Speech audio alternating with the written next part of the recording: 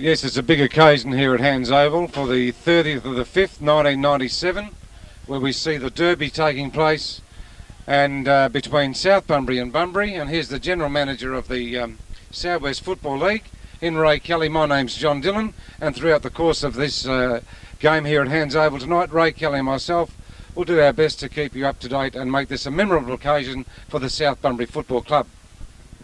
Thanks, John. You're disappointing with the weather, but nevertheless something we can't control. Just having a quick look at the sides tonight. There's a couple of guys out of each side and who'll be sorely missed. Sean Maiden for South Bunbury, Scotty Walrot, who's out I think with a broken thumb, and Troy Coyle and Graham Whitelaw. Probably Whitelaw out because of the weather, I would think.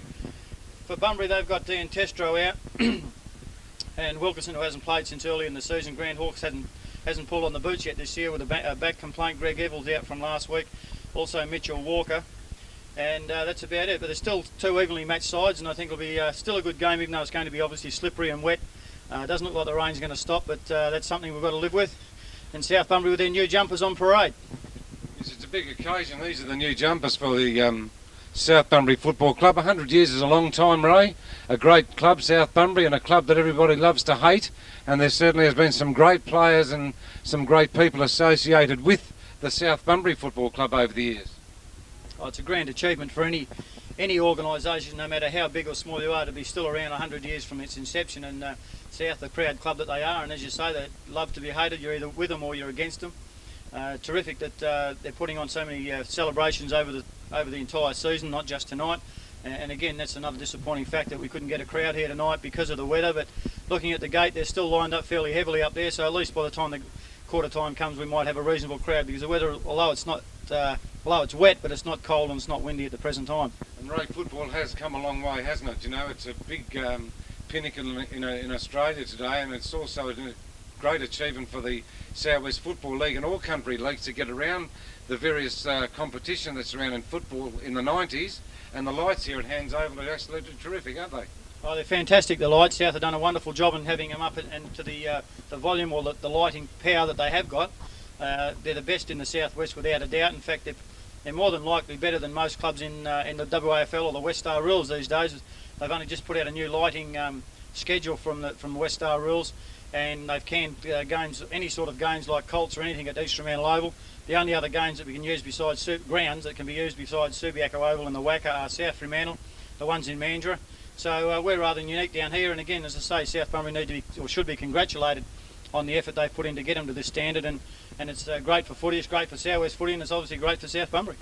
Right, we can see the two sides getting into position now. It's a westerly breeze, and it was very strong earlier in the day, and I guess it's around 6:15 p.m. now, and we see the sides getting into position. The Derby, South Bunbury with their new Guernseys, and South Bunbury would definitely need to win this one to get back, and I guess with this weather conditions, Ray, it's anybody's game. It is. It doesn't matter how good or bad you are. Each club can be brought down to the other's level, but they're fairly level sides, or very even though Bunbury have got a little bit of a jump on South as far as the premiership table is concerned, but it's that tight. They can't afford to lose one because they've got 3 games out of 5 that they've won, but they've all been by less than 9 points, so they had their hearts in their mouths, their supporters. South, again, haven't travelled all that well, but you can never underestimate the wounded tiger, and with Ray Rendell at the helm, I think they're going to be very difficult to beat in these conditions.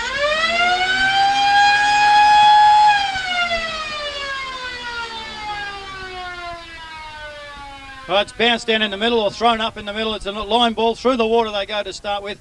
Out comes Bunbury with the ball. It's handball over the top, but it's going towards the South Bunbury advantage in numbers. It's come back through to Bunbury. Can't pick up any of the players in there. The present time, Cragen's fed it out. It's come to Bunbury. It's been knocked forward by Caton, I think it was, from South Bunbury, and all his stacks on. No, it's a free kick. Somebody's got a high tackle according to umpire Koch. And Johnny Burnell will take the resultant free kick. He moves the ball on down towards centre forward. It's going to bounce in between the players. Coming across is Amanini with the boot. He can't stop the ball. It's coming through with Adam Kelly's going forward. He's got the support of Aaron Hill. Coming through is Murray Bassett or Ashley Knipe. I think it was Ashley Knipe who's forced the ball to the boundary line right in front of the dugout for South Bunbury. Ball coming into play. Cragen's in there with Snedden from Bunbury. Come over the back towards Kelly. He gets it across to his namesake and brother, who gets onto his left foot, and in the right place at the right time is Michael Warwick, standing in front of his man. taken the mark overhead of Nick Martin was a player, I think, for South Bunbury, and Warwick should have no trouble putting this through if he concentrates on it. Straight through the middle it goes for the first goal of the game of the 100 years of celebration of football for South Bunbury, and Bunbury now lead 1 goal straight to South Bunbury, no score. Well, we see Bunbury with the first goal on the board. They've got 1 goal. They go to the Halsey Street end. There's a westerly breeze and plenty of water in the centre of the ground. As the Tigers get the ball out of the centre, it goes up towards the half-forward line. It's a big clash down there at centre half-forward of players being grabbed without possession of the football, and it'll be a free kick to the Tigers. But I'll tell you what, it looks like he reversed the decision, and now there's 50 metres, so there must have been something said there. A free kick to Bunbury here with the Friday night football, the Derby, the first one of 1997, here at League headquarters at Hands Memorial Oval. As Bunbury go into attack, they're getting plenty of the footy early in the game, and we see a good hand pass go forward here now. It's taken by John Pennell. He gets the ball further to field, and it's taken by Aaron Hill. He squares the ball to the top of the square. This doesn't come off, however, and the Tigers have taken the mark, but I think you'll find the umpire will bring the ball back. The umpires in charge tonight are umpires Darby Coe, and we see the ball now with Aaron Hill. Right pocket, Halsey Street end, kicks it across the face of the goal. No mark is taken, and the ball goes over the line, out of bounds, left full forward pocket. Bunbury 1 goal, South Bunbury yet to score. The ball coming back into play in the left forward pocket for Bunbury. Up with his Lee Ward, I think. I didn't get who snapped that point there from the throw-in. But it's 1 point to Bunbury, and they lead 1 goal, 1-7 to South Bunbury yet to score, and Bunbury have done all the attacking today. Good to see cars still streaming in the end gate. As they come out, the ball's fallen short, and I think it's near on taken by Aaron Hill, comes to the ground, taken by South as he gets onto his right foot over towards Caton. Caton comes out along the wing on his right foot down towards Toddy Walrot, and that could be out on the full from mine, but yes, the boundary umpire has picked that up, and Bunbury will get the resultant free kick back into play. And it's with Craig Remus. He looks further afield towards the half-forward flank on a 2-on-1 situation. O'Keefe is outnumbered, and that's a mark is paid there to Gallagher for South Bunbury. Ball's got to come back on a mark. You can't play on from there. Bit of by play off the ground, off the ball is Bunbury with a couple of players here in Slater and Howard. Ball's come to the ground. Todd Walright's in amongst it again. He breaks through a couple of tackles. Good strong work, but it's taken by O'Keefe, and he's grabbed around the neck again for the second time in as many minutes, and he'll take another free kick, and they must be all going Bunbury's way at the present time, but they're attacking the ball hard. O'Keefe goes short, and it's going to just get through past Cragen, who couldn't get around in time. Adam Kelly's taken to the ground. Comes through as Bennell. He's got the front position, can pick it up. Now he fumbles the ball. It's a good effort from the slippery condition and forces the ball over the line and out of bounds, and halfway between the half-forward flank and the wing in Bunbury's forward line, just in their attacking forward line. Sykes will do battle with Cragen. Sykes at the back, the ball's carried right across. There's a good big throw in by the boundary umpire. Handball out by Bennell, not a very good one. Puts O'Keefe under pressure. There's 4 or 5 South Bunbury players here. Comes out, squirted out towards Kelly. Austin Kelly it was, but he couldn't pick the ball up. And there's an injured player in the middle there, and trying to be attended to by trainers. It's a bulldog on the ground. The umpire's going to hold play while they're trying to treat Sykes, I think it is, the ruckman from his bill.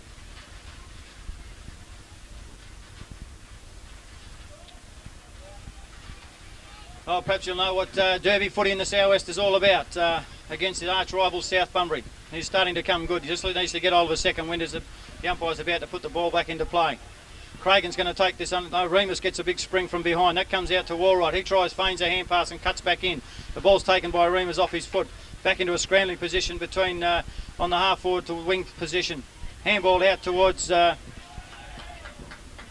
Bunbury's favour, but in comes Austin Kelly. He handballs the ball forward and gains about 15 metres for his side. The ball goes over the line and out of bounds once again.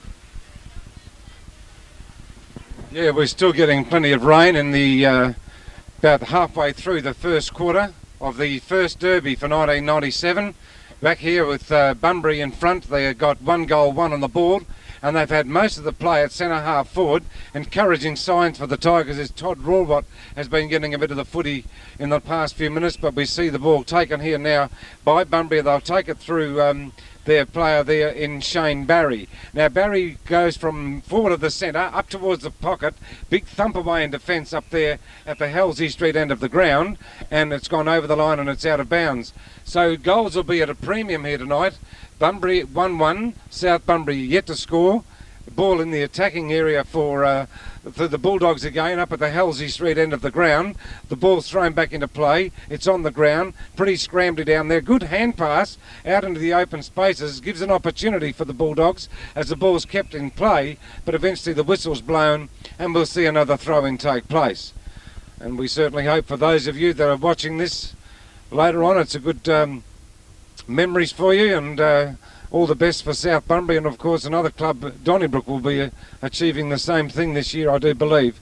It's thrown back into play. Now here's a danger man, this little fellow for Bunbury, in Aaron Hill, hooks around and it goes through for 1 point, I believe, as we wait for the goal umpire down there, which would bring Bunbury up to 1 goal, 2, and South Bunbury yet to score.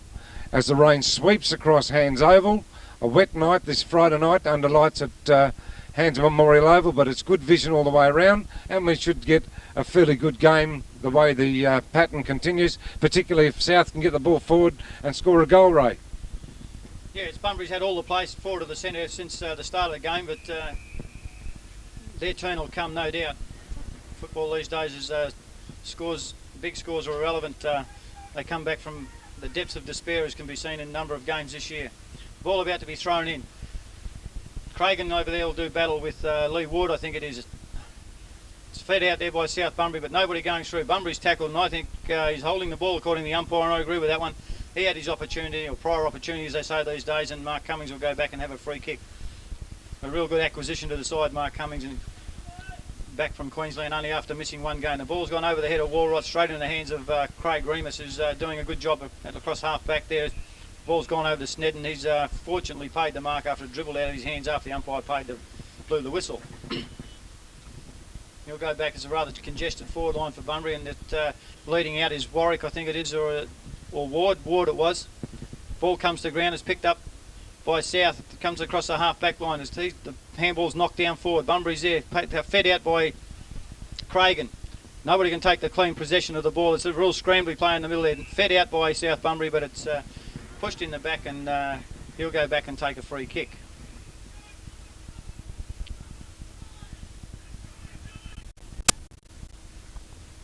It's Adam Duplex, I think. Duplex on his left foot. He goes out wide over the top of Bunbury's head, out towards the leading Travis Rendell. These conditions will suit him down to the ground as he gets around onto his right foot, and the ball goes into the forward line. It's attacked there by Hislop in front. Can't pick the ball up, but the umpire's picked up a free kick, and I think it will go to Murray Bassett. First time in attack for the Red and Whites as they go down into the scoreboard pocket, and Slater will take the mark right deep into the forward pocket in front of the scoreboard for South Bunbury. He goes back and puts it towards the top of the square. Good place to put it. Carried over the top. There's a bit of byplay at the back, but it's taken by Bunbury. Out on the left foot and out towards Collins, I think, has taken the mark. Hard to pick these players up. They're not so recognisable when they're wet. Out to the half-back line where there's Kelly's in. The ball's forced forward down towards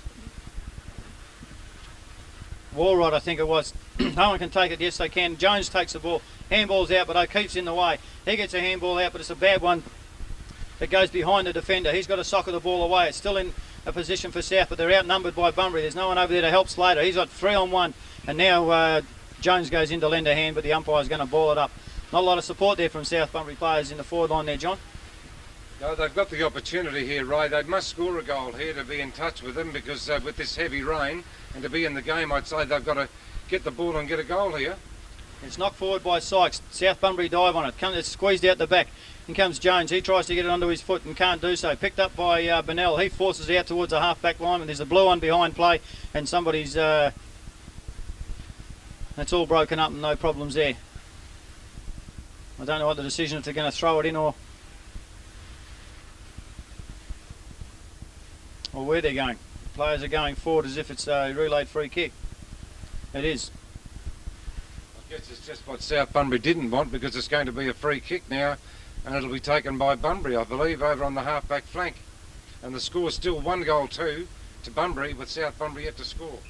Collins makes the lead, and he takes the ball on his chest and goes back and goes long and towards the centre of the ground, where there's Craig can't quite take the mark in these conditions. Could have been paid. Picked up by Warrod. He's offering everything for South. Goes out towards Kelly. He can't take the ball up.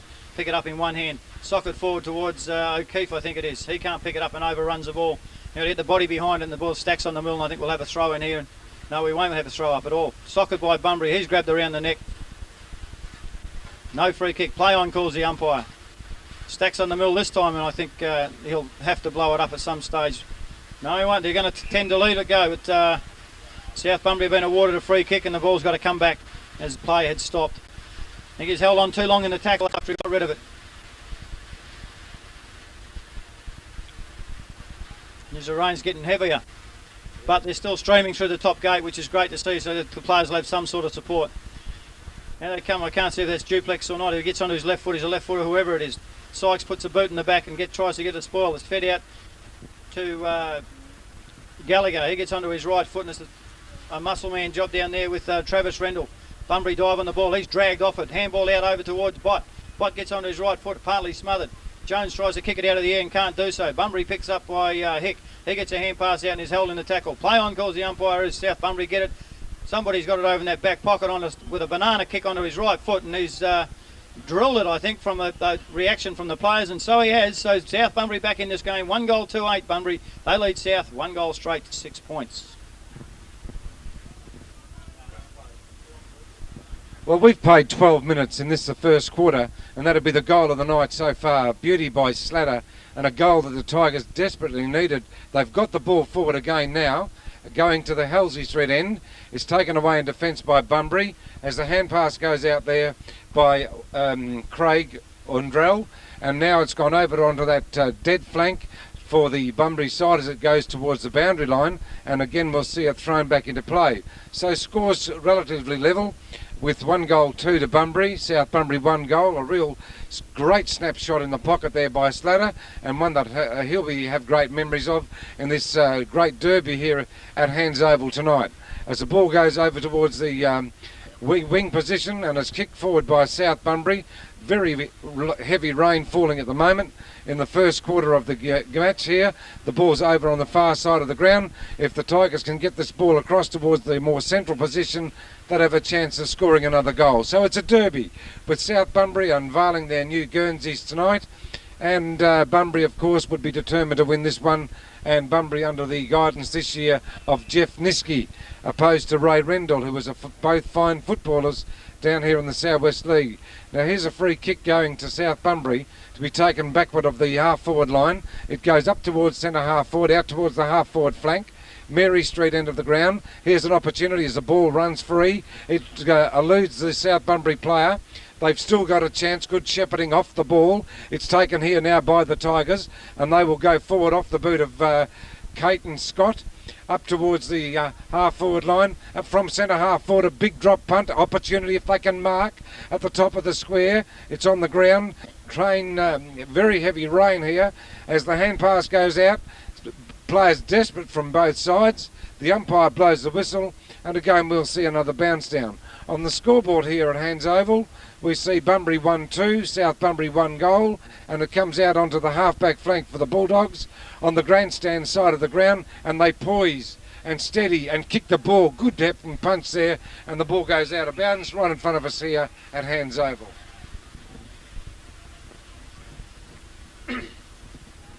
Cragen to do battle with Sykes in the ruck. Both big men trying their hearts out for their individual clubs. The ball's going over the back again. Sykes is reaching over, knocked forward by Cragen, scooped up by Howard. He gets a scramble kick towards the half-forward line, and Warwick keeps the ball in front of him. Well played by Warwick, but over comes Cummings to support the South Bunbury defence, and he knocks it over the line and out of bounds for yet another throw-in. One of many we'll have tonight. With can't help but saying it, more cars still streaming through the gate, which is great to see. As the ball comes into play, Sykes and Cragen again. Sykes takes front position and wins a knock. Goes down to the feet of South Bunbury. He's grabbed as he's decked with a footy. Up comes Gallagher with a footy. He can't go anywhere on hands and knees. Shane Barry can't get it out. Comes out towards Slater on his left foot and scrambles it forward to Remus and Walright. Remus can't take it. take it cleanly. Slatter takes him on, and out comes the soccer from down towards centre half forward. Gets another 40 or 50 metres on the ball. Handball forward by Travis Rendell towards the to Jones. Jones stops and props. He's caught. Gets rid of the ball. Comes out towards Snedden. He's grabbed and then tackled. Breaks that tackle. Barry can't take the mark on his chest, and it skids over the line and out of bounds once more.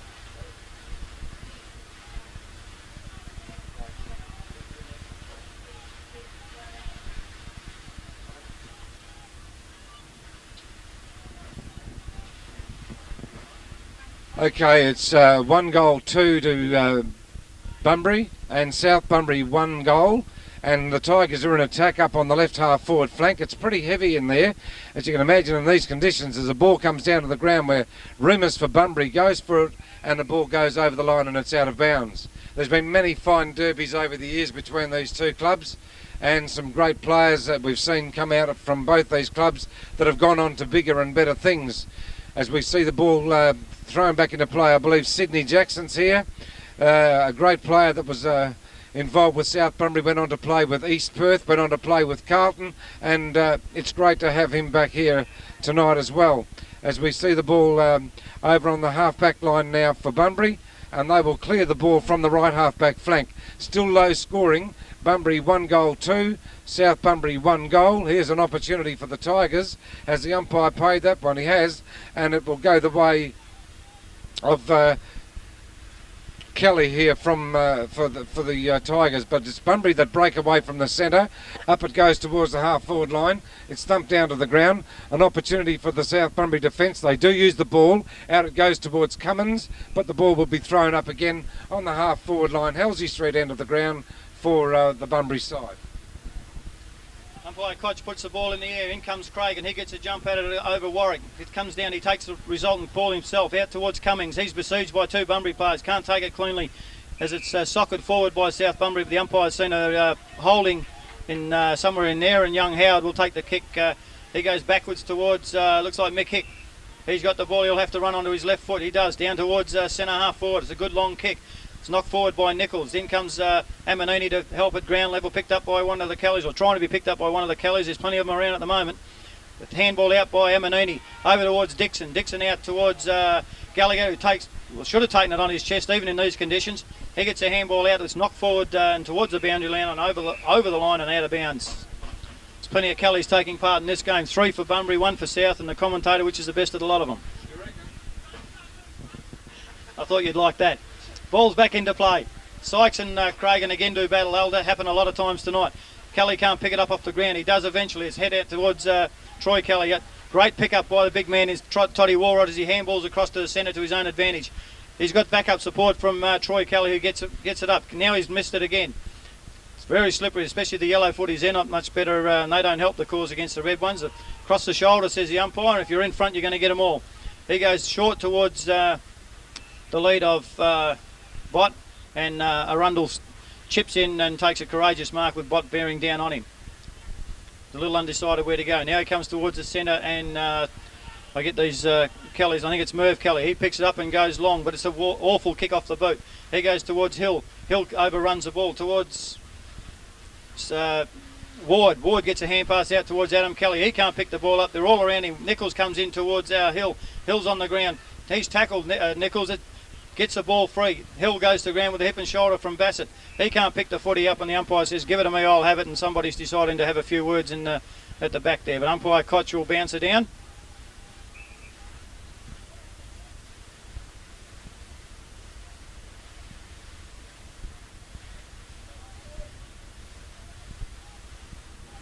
A bit of lull in play. Now he's decided there's a free kick to Cragen.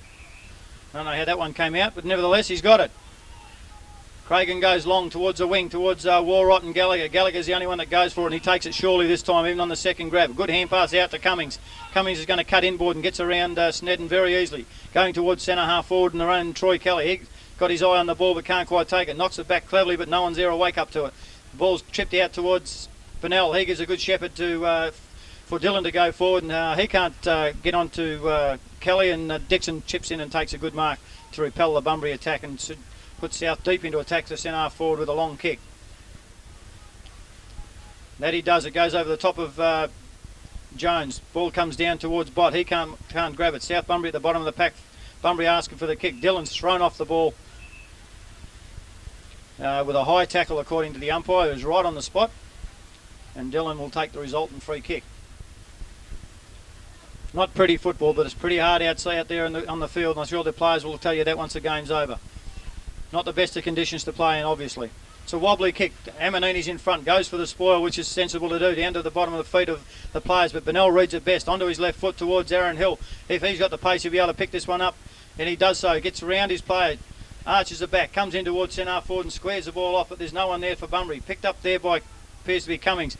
He scrambles the ball onto his boot, picked up by Bennell again. He feeds it out to anybody in particular. It's socket towards Craig, and he gets it onto his boot out towards the wing, where Remus and Walrod are having a great battle, and it's a battle of the game so far today. It's socket forward and taken by South Bunbury. Over towards Slater. He can't take the ball. He chips it out to Bott, or Slater to Slater. There's going to be tongue twisters there. And South Bunbury are going to get the free kick.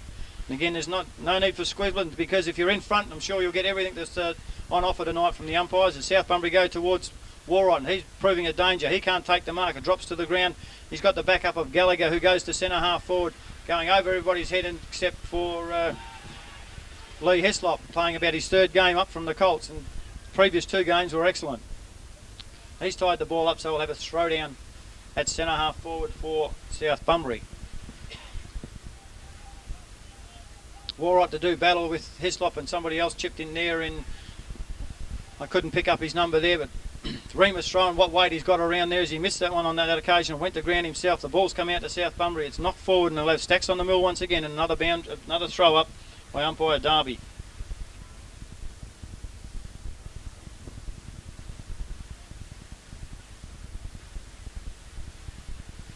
Up in the air the ball goes. Walrod and Sykes do battle. Sykes gets a thump, but it comes off the back of his fist. Bunbury's been tackled there by South. Slater's getting in with his body, feeds a great hand pass out to Gallagher. Back onto his right foot, and he's sprung it around, but I think it is or it isn't. It's been touched on the line, I think, in that duel, and it's 1 point only to give South Bunbury 1-1-7 trail Bunbury 1-2-8. And we're at about the 24-minute mark of the first quarter. Geez, I want the game to go quick in the last quarter already.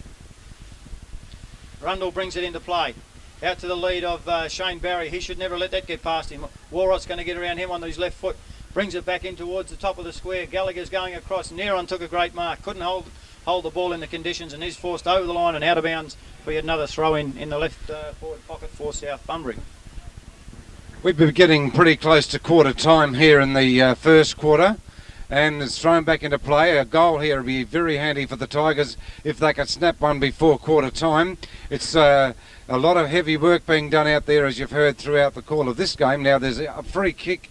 The whistle's been blown, and South Bunbury are going to get the benefit of this free kick, certainly within kicking distance, giving dry conditions. But we'll see how this player goes as he goes back to shoot between left half forward and the left full forward pocket at the getting up towards the 25-minute mark of the first quarter. And this player now taking the shot is Gallagher. Had a bit of the ball lately in the last few minutes too. Real pressure kick this one, and I think distance is going to be a problem. See if he can find the accuracy under these trying conditions. It goes across the face and it comes off the hands of the pack, and it goes through for 1 point. So I guess it looks like the scores are all tied up here now at 1 goal 2 apiece, and it'll be pretty close to the first quarter as the player to kick the ball back into play. Rain continues throughout this first quarter, and also this afternoon leading up to this game, as the ball will kick back into play, getting a warning from the whistle now as the full-back for Bunbury. Out it goes towards the half-back line, and the Bulldogs mark the ball about 20 metres further afield. Coming out to the grandstand side of the ground, good mark taken there by the Bulldogs as it's taken on the wing, and away they go now from the wing position to Bunbury. Off the boot there that time, it'll be Dixon. Up it goes towards the half-forward line, but Bunbury can't get the ball forward as the Tigers will break up the attack once again now through Caton. That's Scott Caton. Back it goes in towards the centre. Kicked forward by the Bulldogs. Here's an opportunity for Bunbury. They might score before quarter time. Players running down the ground. Players leading out in towards the pocket, and a good mark has been taken for the Bunbury side. And we'll see them back and shoot up on goal now here through Neil Lee Ward. Thank you, Ray. Ward in the right full forward pocket, kicks the ball, but again it's inaccurate, and as Ray Kelly has been telling you, there is a lot of people coming into the ground tonight, which is good to see, and there's a lot coming in at that top gate as the crowd certainly has built up compared to what it was at the start, and it deserves it too, because it's a big occasion for South Bunbury, and of course it is for Bunbury as well, because they would like to beat their major opponents, and in this great game of Australian rules football that has been conducted down here in the southwest for many years. And I believe Leon Baker is present here tonight with South Bunbury as well, as I guess they would have many extinguished guests as part of their club here tonight, as it's kicked back into play by the Tigers. Out it goes towards the half-back flank. Opportunity for Bunbury. The ball's pushed forward. On the ground it goes. Pretty heavy going in there. No one can break clear with the ball. Whistle's gone. The umpire will take a decision. And as Ray Kelly said, if you put yourself in front and commit yourself, you'll get the run of the whistle tonight in these sort of conditions. South Bunbury work the ball out towards centre half back. The umpire will come back and make the player kick the ball from the standing position, as we see both sides locked together on 1-2 on the scoreboard here on a wet night, a Friday night under the lights at Hands Oval, as it goes back towards the centre of the ground on the attacking side for Bunbury. It's taken by the Tigers, however, and a bit of good teamwork here sees them take the ball through Cummins. He'll kick it up towards the centre half forward position, and that's a good mark taken there for the Bunbury side. It looks like David Dillon is the player that's taken the mark at the centre half back position. A timely mark there by Dillon, as he'll line up and go for the short drop punt pass, uses the footy pretty well into the centre. A lot of water in the centre of the ground. Bunbury get the ball forward now here on the half forward line. Hand pass goes over the way here of the Bulldogs, where it's taken for them by O'Keefe. It goes up towards the half forward line. It's taken again by the Tigers. They'll take the ball from the centre. Up it goes towards the half forward line. Pretty long quarter this one, as it's on the wing position now for the South Bunbury side, as its players dive for possession of the ball. Hand pass goes forward. No one can take clean possession of the ball. It's at centre half forward for the South Bunbury side. Can they score here? They've got the opportunity. A player's loose at the top of the square. If they can just get the ball forward up there towards that player, it goes out towards the scoreboard pocket. They've got possession of the ball. The player will go back and in front of the scoreboard here. He'll take possession of the ball, gets it across to a teammate. Up it goes towards full forward. Nobody at home, but I'll tell you what, if they can get the ball off the ground, it's socket forward. Still in play. Desperate tactics being displayed here as the ball's driven over the line and out of bounds.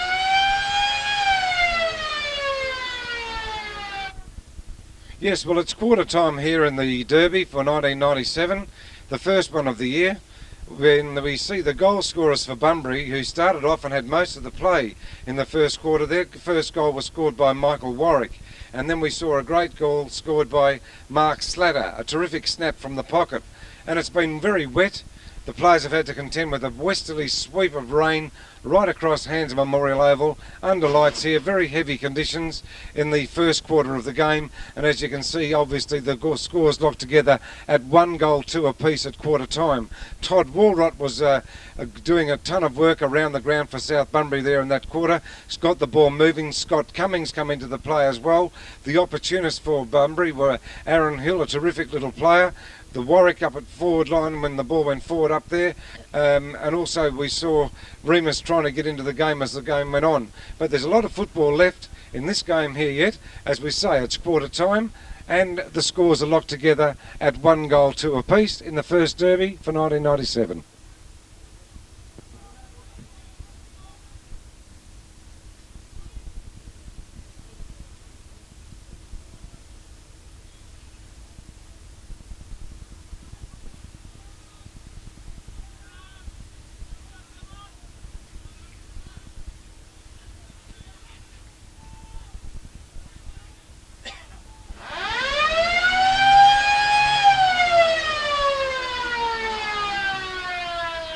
Start of the second quarter, Cragen and Sykes. No one wins the mark. The ball up. Comes to ground. Missed the soccer by Kelly. Comes through with Cummings trying to burst his way out of the pack. It's in the middle of a water puddle. Socket forward by Caton. Or somebody's decided that this is a throw and by the umpire. And again, one of Merv Kelly. He goes for it. Another terrible kick off the boot. course, out towards South Bunbury, leading for it, and Caton.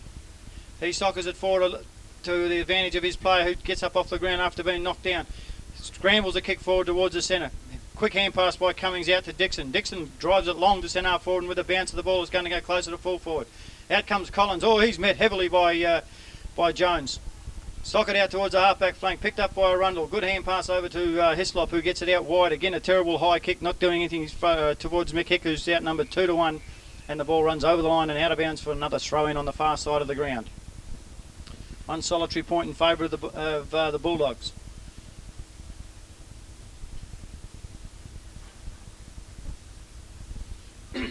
Ball comes into play from the boundary throw-in. Sykes wins the bustling knock with Cragen. The ball comes to South Bunbury, who get it forward, but Remus is in the way in front of Walrott, and he takes the resultant mark.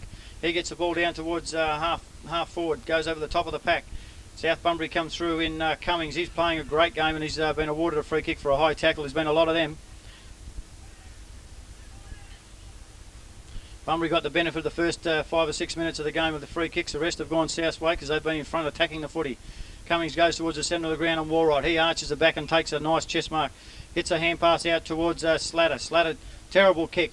Slips off the side of his boot. This is going to give a race with South Bunbury's Kelly. He gets a hand pass towards Jones. He tries to soccer instead of picking it up. He fights for the ball on the ground and comes up with a great play in the end.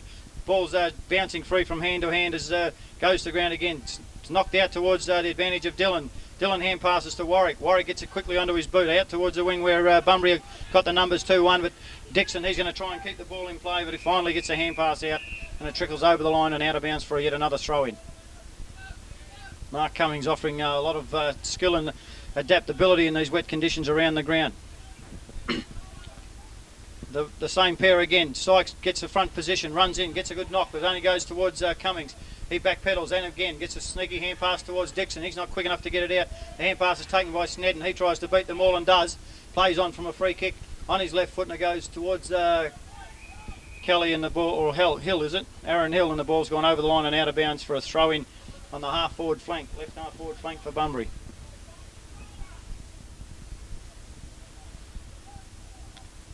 Sykes gets up over the top of Craig and could have been a free kick there. Knocked out by Warwick over towards Burnell. He fumbles it, comes towards Dixon. He forces the ball out. Cragen backing up his ruck work. Great play by the big man onto his left foot. Comes out towards the centre. Couldn't be smothered by Heck. He's missed it. O'Keefe is Arundel there. He's decked us without the footy, and he'll take a free kick. And someone's just dropped Botton. I'd say that the kick will be reversed. Silly play by the Bulldogs. Ball goes forward. It's only goes as far as Remus. Could have been paid the mark in those conditions. Picked up by Hislop. Swings it straight onto his right foot and out towards the boundary. O'Keefe leads in the race for the ball. Shepherded by Arundel to keep South Player at bay for a short time. He gets past, but O'Keefe gets a small short kick in towards Adam Kelly. He can't take the mark and he's outnumbered 1-4. Picked up by South down towards Hislop. And if he's taken a slips catch in the worst conditions you could ever have and taken a great mark.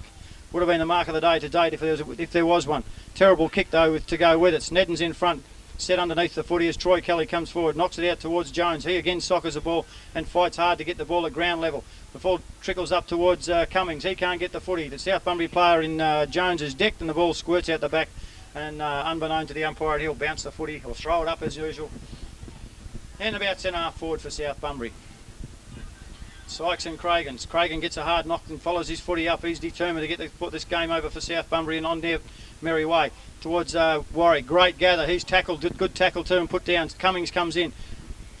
Keeps his balance well after gets a hip and shoulder and gives one out as well. And Howard runs the ball across the line and out of bounds right in front of the South Bunbury Premier. I was going to say South Bunbury Premiership Club, but they're not premiers yet. South Bunbury club rooms.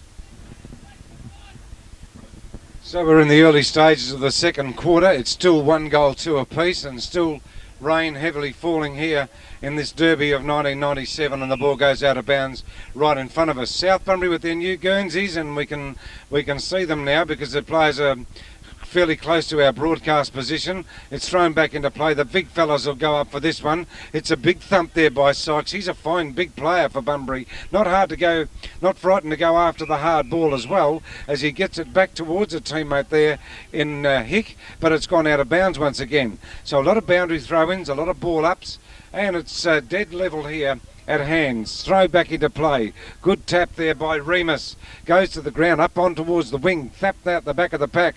An opportunity here for Gallagher, who gets the ball forward. But the hand pass is taken by Bunbury. It goes, spills free. Opportunist here. Cummins, a great player.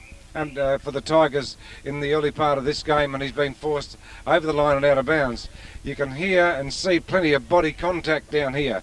This is a derby, brings out the best in players, and again it's the big fellow in Sykes that's dominating the bounce downs of the throw ups in this early part of the second quarter as Remus drops back at half back, marks for the Bulldogs, kicks the ball forward to the centre. It bounces free. Opportunity there for John Bennell. He's still got possession of the ball. The Tigers come in a gang tackle. It's taken for them here now. An opportunity for Bunbury, for the Tigers, as they kick the ball to centre half forward. It's marked in defence by Bunbury. It'll go out on towards the right centre wing position. Players come up to team up and take possession of the ball. The whistle's gone, and it's going to be a free kick to go the way of South Bunbury over on that far side of the ground. On the scoreboard it's 1 goal, 2 apiece. Sweeping rain across Hands Oval as it's the Tigers that have the ball bouncing free about 45 metres out from their goals. Up on the left half forward flank, whistle's gone. Holding the ball, says the umpire. Pretty tough one, that one, because it's red hot and pretty hard to get rid of the ball in these conditions. So the Tigers, if they can lob this up at the top of the square, they've got a chance to score a second goal. And I'm sure that goals are going to be at a premium in this game here, with the scores locked together. 1 goal, 2 apiece on the scoreboard. Continuous rain in this first quarter. South Bunbury with possession of the ball, left half forward flank. Waiting now for this player to come back and shoot the ball up towards the top of the square. If he can find some sort of a score at all. It's touched in flight, comes off the hands of the pack. So I guess the Tigers now go forward by the margin of 1 slender point as they'd move up to 1-3 and Bunbury 1-2. Bunbury 1-3, John, so it's all tied up. Collins brings the ball into play towards the run of Ashworth, who's just come back onto the ground off the interchange bench. I didn't see who came off for him. Dylan's just come off and someone else has gone on for Bunbury. I didn't pick that up at the time, but the ball's been forced over the line and out of bounds in front of the South Bunbury dugout. 2 ruckmen go at it again. Sykes belts it back towards the boundary umpire and tells him to throw it back in again.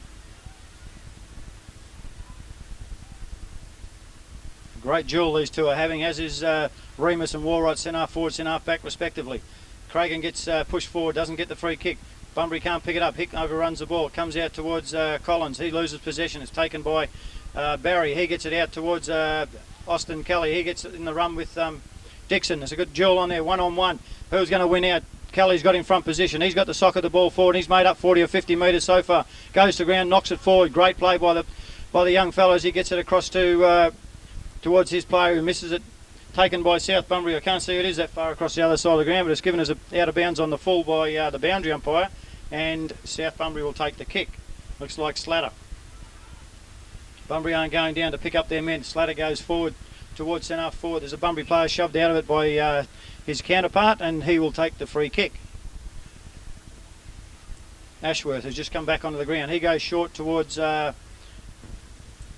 here's a player in O'Keefe, it could be. Just dark on that other side of the ground when it's wet. Picked up by Hick. He gets around with using a bit of his natural ability. A good mark into Bennell, not paid. Socket forward by Bunbury over towards Kelly. This is about his first kick. He's fumbled the ball and he's even dropped it off his hands as he's tried to kick the footy. Poor play there by the Bunbury forward. Taken by Remus. He gets the ball forward towards...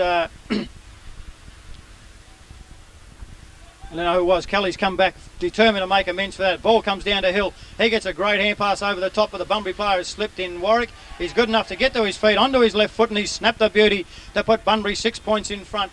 2-3-15 to South Bunbury 1-3-9. As of stop play, there's a Bunbury player down. South Bunbury have regrouped at centre half forward. So it could be a bit of a delay in play here as the stretchers come out onto the ground. It's sad to see anybody get injured at any stage, let alone on a stretcher. And we'll have a couple of minutes hold up. South Bunbury grouping in the middle. Bunbury decided to do the same as one of their senior players calls them in for a quick chat before to keep their mind on the job. We'll have little groups forming everywhere around the ground at the present time. South Bunbury dispersing as Bunbury going to theirs. Lengthy delay with the stretcher being used, and a Bunbury player in Rundle sent off the ground with a blood rule. Dillon's come on to replace him, with Bunbury leading by 6 points. Ball's up with Walrod on the ball now with Sykes. Sykes get the knock forward, but it only goes as far as Troy Kelly, I think it is. They look alike. Out towards Jones. Jones gets the ball forward with a soccer. He's leading easily in the race for the ball with Snedden. Can he keep it in? He's tried his hardest, but the ball's trickled over the line and out of bounds, and that's a good decision by the umpire, irrespective of what the rest of them say.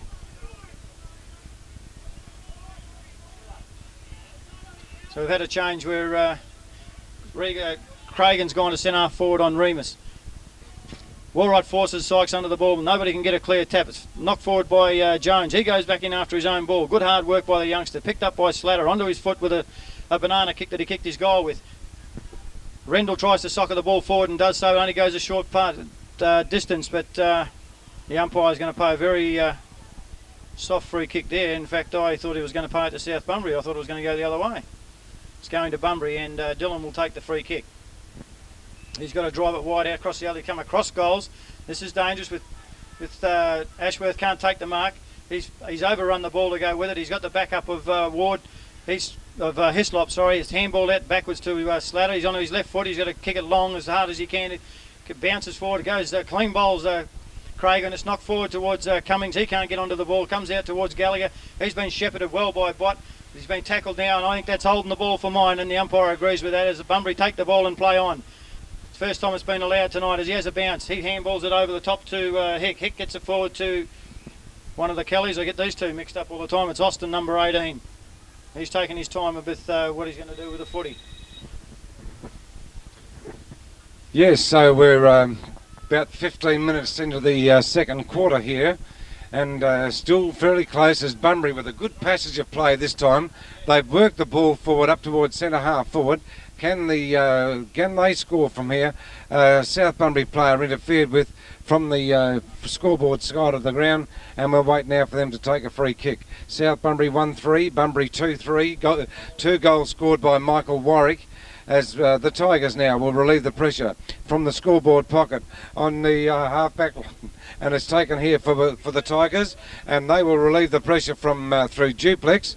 Out it goes towards the half-back line once again on the scoreboard side of the ground. As you can imagine, very, very heavy going here, as it's Bunbury that have the possession of the ball there, this time through Shane Barry, and it's again over on that far side of the ground, and it's pretty hard to pick them up, as you can imagine. And we'll see Bunbury now with an opportunity. Mary Street end of the ground, scoreboard side, kicks it to the top of the square, over the hands of the packet comes, and South Bunbury have a chance to force it through, which they have done, and it's gone through for 1 point.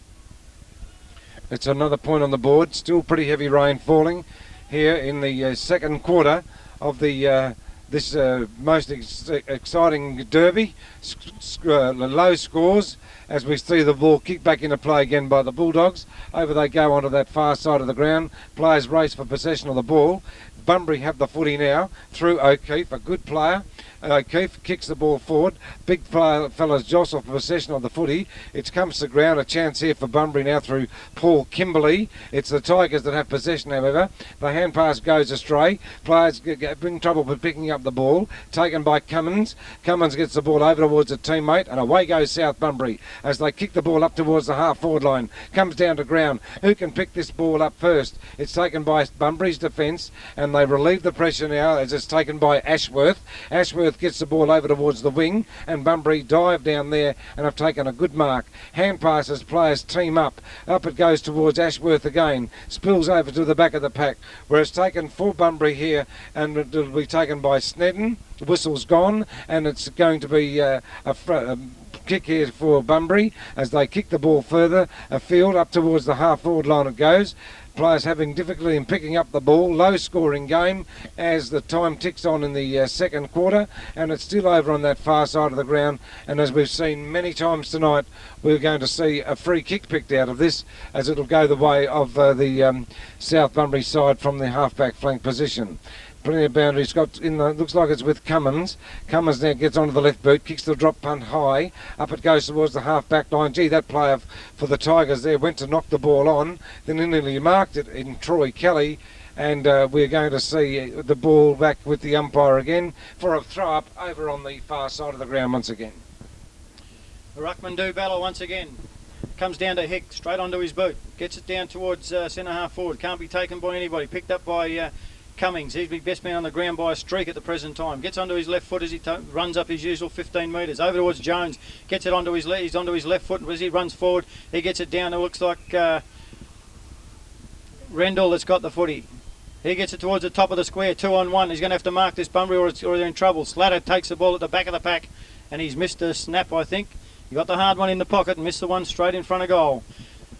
5 points of difference, or is it 6? It's Bunbury 2 goals for 16.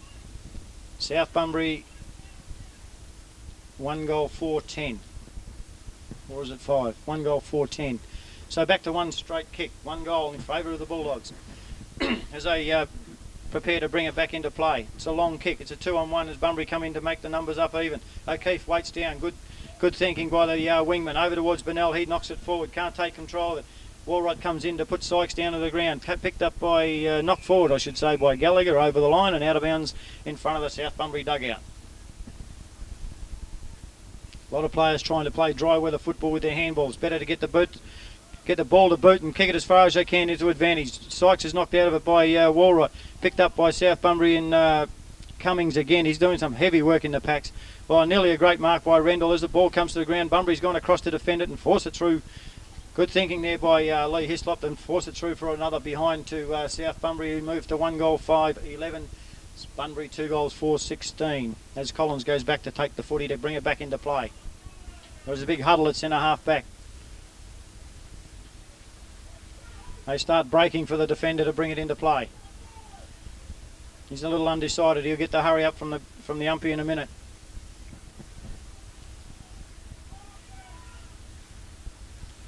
Decides to go long. That's the way he should have gone in the first place. Out towards Hick. It's knocked forward to the player at the bottom of the pack. He gets it to the run of Bennell. If he can pick it up, he's off and on his way. Dixon's, or is it Kelly in chase?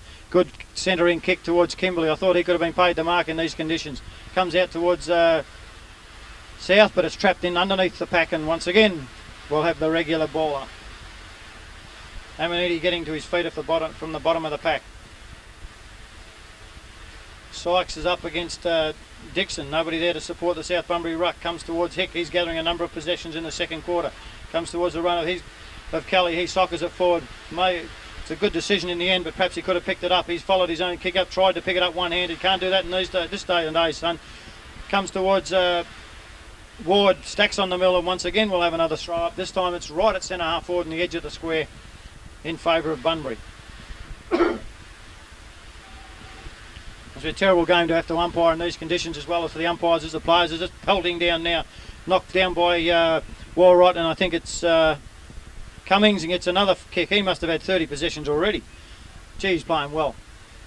Down towards, he's overrun by the Bunbury in Ashworth. He didn't pace his run to the ball. Cragen goes to knees, hoping to get the mark. Doesn't carry to him. It's picked up by Rendell. He goes to ground. Comes through his Kelly, I think it is. No, it's not.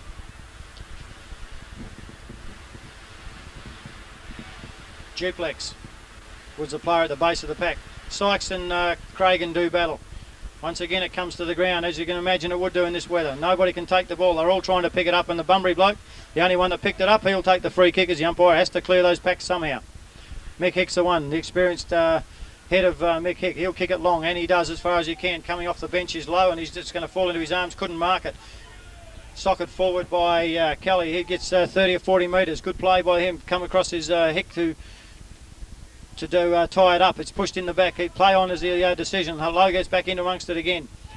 Out the ball comes to Jones. He's on his left foot. He's looking forward to the top of the square. Who's in the right position at the right time? And it's Travis Rendell. Dead set in front. The ball carried over the back of the pack. Good kick by the half forward in Jones. He's about 30 metres out from where he'll kick. Directly in front, and should have no trouble, even given the conditions, in slopping this through to put the Tigers in front. Goal umpire hasn't moved. 2 goals 5, South Bunbury. 2 goals for Bunbury, 1 point lead to the Tigers. Well, it's only 22 minutes into the quarter, but it'll go about 32 minutes, I'd say, with the hold-up we had earlier in the quarter with the stretcher and the blood rule. So the Tigers have hit the front for the first time in the game. Walrot and Sykes. Walrot wins it down. Over to Slatter. He loses control of it as he tries to put it on his boot. It's socket forward towards Collins. He's going to soccer it out towards a wing. Tricolore will love this. Over towards Dixon. He picks up the ball, runs around, tries to handball to his advantage, and it's going to trickle over the line and out of bounds for yet another throw-in. Slightly in favour of South Bunbury's forward line.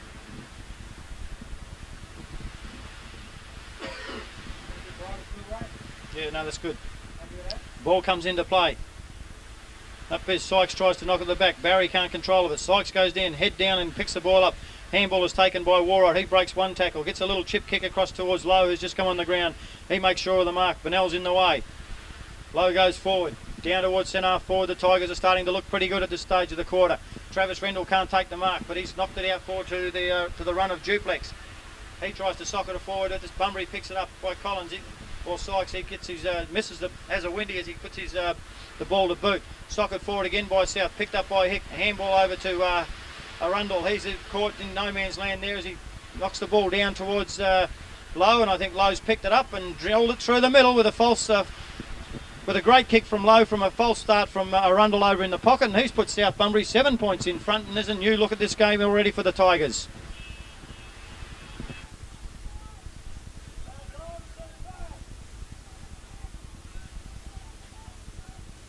Yes, Brad Lowe, a very likely type for the Tigers, added plenty of life into this game. There's 4 valuable premiership points at stake here as the ball's gone forward now again for Bunbury. However, in defence it'll be the Tigers that'll break it up. A bit of confidence starting to come into their game now as they soccer the ball off the ground. They dive for possession of the footy, and in there goes Lee Hislop. Whistle's gone and Bunbury will take the free kick, and the crowd are starting to find their voice as South try to repel this attack now by Bunbury as they've got it up on their half-forward line. Leading out in the race for the ball now for the Bulldogs is Hick. He's been a valuable player in the first half as well. Up it goes towards the half-forward line. Kicked away in defence by South Bunbury. Out it goes towards the wing position. Players shepherding, Remus shepherds. And off the ball now we see that taken here by Mark Howard. Up it goes towards half-forward line again. South break up the attack. Plenty of will out there and plenty of fire coming from players from both sides as the rain continues to fall. Up it goes towards the wing position. Fairly negative play at the moment as no one can quite break away clearly with the ball. It goes out towards South Bunbury through Gallagher. Gallagher gets the ball forward and Bunbury dive on the ball and it's gone over the line and it's out of bounds. So a good quarter for the Tigers. Plenty of work being done, as we've told you, through Mark Cummins and Lowe since he come on the ball. A very handy goal scored, and we wait for the ball to be thrown back into play once again. There goes the throw back into play. It comes over the back of the pack. An opportunity now for the Tigers. Kicked away in defence by Bunbury. Out it comes here where it's taken by another useful player in John Bonnell. Bonnell decides to go back now and kicks the ball clear out onto the grandstand side of the ground. Players race for possession. Good tackle. Play on, says the umpire. It's still in play, very close to the boundary line. Players from both sides do a good job, but eventually it's gone over the line and out of bounds. Right in front of the South Bunbury club rooms. Plenty of fire out there in the derby between South Bunbury and Bunbury here in the second quarter, in the latter stages of the second quarter. Good tap away by Sykes and Bunbury break away with the ball. It's an opportunity them here now as it's taken forward up towards the half-forward line once again. Big puddle of water right in the middle of the ground, and Bunbury break up the attack as they do through Kimberley.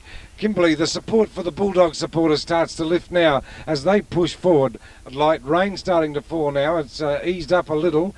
Hand pass from the Bulldogs goes forward. Up they go now, up towards the full forward position, and they dive out in front there. No mark is taken. It's kicked by, look like Remus. We'll pick him up as the ball bounces clear up towards full forward, and it's gone still in play. This Bunbury player will stand clear, snap. Well, he's missed from a very short way out there, and that could well have been a goal, and a very valuable one it would have been indeed, had he put it through for full points, but it's gone through for 1 point only. Getting close towards the half-time break, but as we said, there was a player taken off on a stretcher, which delayed And also we saw a player come off with the blood rule, which will add to the time of this quarter. Good kick in the conditions there now. Out towards the half-back line it goes. Soccering tactics take place. South Bunbury capitalise on this now, and they sweep the ball down on that wing position. It comes back to Bunbury, however. The kick is ineffective as it sprays. Kick forward there for the Bulldogs.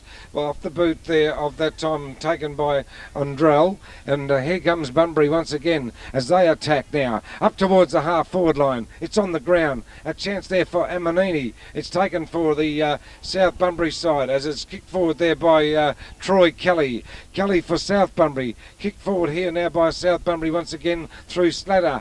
Slatter will kick the ball up towards a teammate. It's on the ground and it's very desperate stuff out there now as Bunbury defend. It goes back there where it's taken by the big fellow Sykes. Sykes uses his muscle. It's on the ground. Over the top comes Mark Cummins and it's kicked forward now again by Bunbury side. Players desperately trying to get the ball into their attacking zone. Soccering tactics, all sorts of pressure. Kicked forward there by South Bunbury as it's taken for them by Brad Lowe. He's been a very valuable player since he come onto the ground. He kicks the ball further afield. Soccering tactics again. With a bit of luck, the rain might hold up and we might get a bit of dry weather football, if that's any sort of a statement. And as the ball will be taken here for the Bunbury side, and they'll take the ball. It looks like O'Keefe that's got possession of the ball from back at the half-back flank position. On the half-back line now, whistle's gone by the umpire. Something must have been said, and we'll just see what's... Oh, the blood rule. Thank you very much. So the blood rule again. So we see there'll be an interchange take place here, and coming onto the ground for Bunbury will be David Dillon, and he'll take up his position here at the for the Bunbury side. Pretty close to half time. Bunbury break up the attack, take the kick into the centre. The mark's been paid, and it'll go the way of Bunbury, and it'll be taken for them by Michael Warwick from in the centre of the ground. He's kicked 2 goals and been a very useful player for his side in the first half of the game here at Hands Oval tonight. There goes the drop punt up to centre half forward.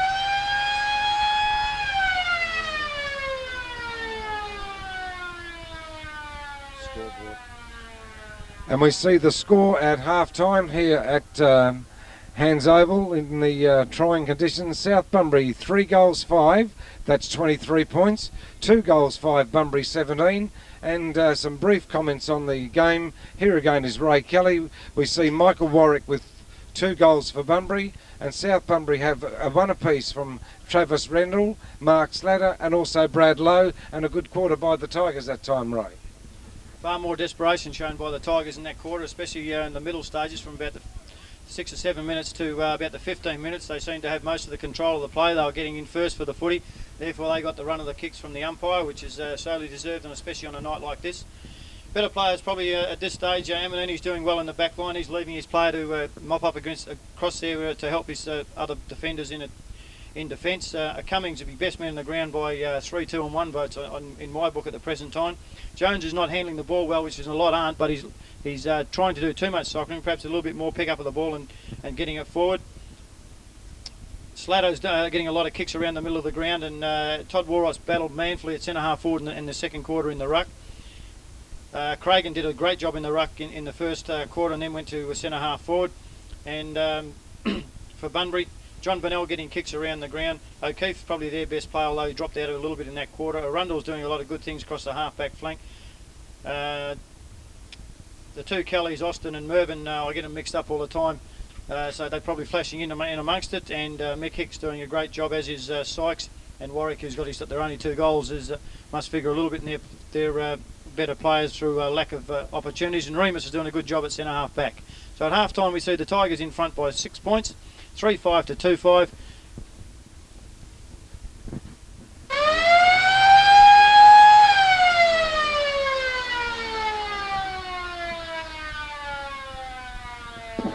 Underway in the second half here of the Derby at Hands Memorial Oval, and the rain eased a little, dare I say it, because we had a heap of rain in the first half, and it's 2 goals 3 to Bunbury, and South Bunbury 3 goals 5 to 2 goals 5. It's South in front by 6 points, and I'm John Dillon with Ray Kelly, and we're bringing you a description of this game, and also at 3/4 time we hope to be speaking with Steve Butler, the local reporter for the South Western Times, and also the presenter of the ABC sports program each and every Saturday morning on ABC Radio, and he'll be coming in to give us an idea of some of the better players. And Cummins has been one that's shone out, of course, for South Bunbury, and I believe also that Duplex has been a good player for South Bunbury, and Remus, and also Sykes. But we'll be getting some comments from Steve Butler later on at 3/4 time. So we're into the 3rd quarter. Light rain starting to fall again here. Valuable 4 premiership points at stake here for both sides. South Bunbury versus Bunbury. What some clashes they've had over the years. There goes the bounce down now as we see it go up towards the half-forward line for the Tigers. But it's taken in defence, and a good mark's been taken there at centre half-forward. And they go back to the Tigers, and they will take this shot from the centre half-forward position through Slater. He's been a player that's figured fairly prominently too. It's thumped away in defence by Bunbury, out to that scoreboard pocket, right underneath the big lights, the big towering lights here at Hands Memorial Oval, and it goes over the line and out of bounds. So as we check the scoreboard with rain still continuing to fall, it's South Bunbury who are 3 goals 5 and Bunbury are 2 goals 5. South Bunbury got a free kick over in the half-forward flank as they put it towards the top of towards centre half-forward in the top of the square. South Bunbury going to attack, and a little chip kick has found Jones, I think it is, and he's been slung to the ground after he's taken the mark, and he's going to go straight into the square, dead in front, and goal number 4 coming up for the Tigers. Very poor defence and undisciplined play there. I think it's not. I think it could be. It's number. It could be Docking, is it? Can't see his number.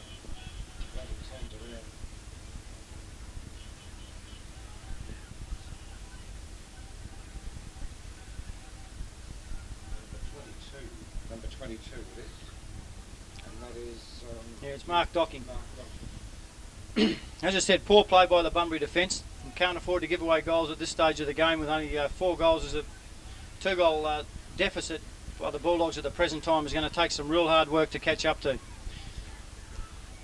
Rod Ashworth has taken on the tagging duties of Mark Cummings, and there's a little bit of byplay off the ball of some of these bounce downs that have been around the ground as Arundel leaves the ground for the 3rd time in the game with the blood rule. And they're going to need to do something to stem the flow of that blood because it's continually leaking with the wet weather. The bandages probably aren't sticking across the eyebrow. David Dillon comes back on. He'll move into his customary defence to take Arundel's place, and we'll get the game underway once again very shortly.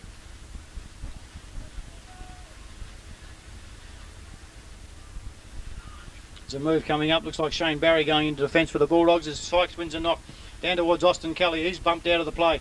Ashworth gets in there and can't do anything with it. It's taken by Cummings. He backs into play. He could have been given opportunities to get rid of that, and he's been penalised for holding the ball. And that could now be 50 metres too, but he's got away with it. The umpires looking at each other. Who's going to make the decision? No one. It's a state of play stays as Bennell drives it into it and into centre half forward where Nichols gets into the back of Kimberley, but the play on calls the umpire, but then he decides to pay a free kick off the ball, and Bunbury will go into attack. This could be Kimberley with the ball now. Howard coming off, and he'll be replaced by Chunky Taylor. He moves close to the man on the mark. Gee, it's a good kick with a wet ball right into the goal square, and it's touched off hands and over the line and through for one behind to mark Bunbury. 2 goals, 6-18. They trail South Bunbury. 4 goals, 5-29.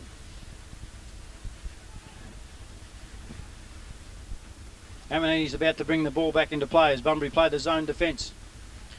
He stutters and goes back. Now he's going to drive it out to the dead flank where they normally go. It's gone in favour of Bunbury, but Cragen comes over the back to spoil. It's a good spoil as the Bunbury player goes to ground as well. Feeds out the back towards Bennell. He balks one player, then gets it onto his boot to the top of the square. And going up to take the mark is Murray Bassett, I think. Response on the TV. There's a lot clearer to watch on the TV than it is to see live. Rain continually falling. He drives it out towards that half-back flank again towards Cragen. He's 3rd in line. Ball's knocked through with hands. Sykes gets a handball out and it's a poor one. He's lost 10 metres towards South Bunbury's goal. Hickson can't pick up the ball, throws the South Bunbury player out of the way, and the ball will be thrown up once again by the umpire.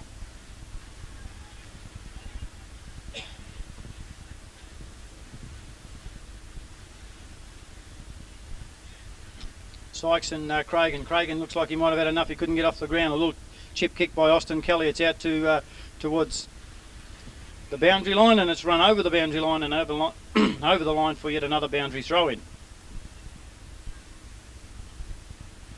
It's clearer to call it off the monitor than live. Ball comes into place.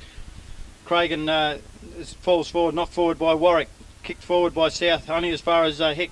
Good hand pass to Bennell. He was going to feed it back. Borks goes onto his left foot in towards the forward pocket. It's knocked forward by Martin, I think it is, from South Bunbury, and over the line and out of bounds for yet another throw-in.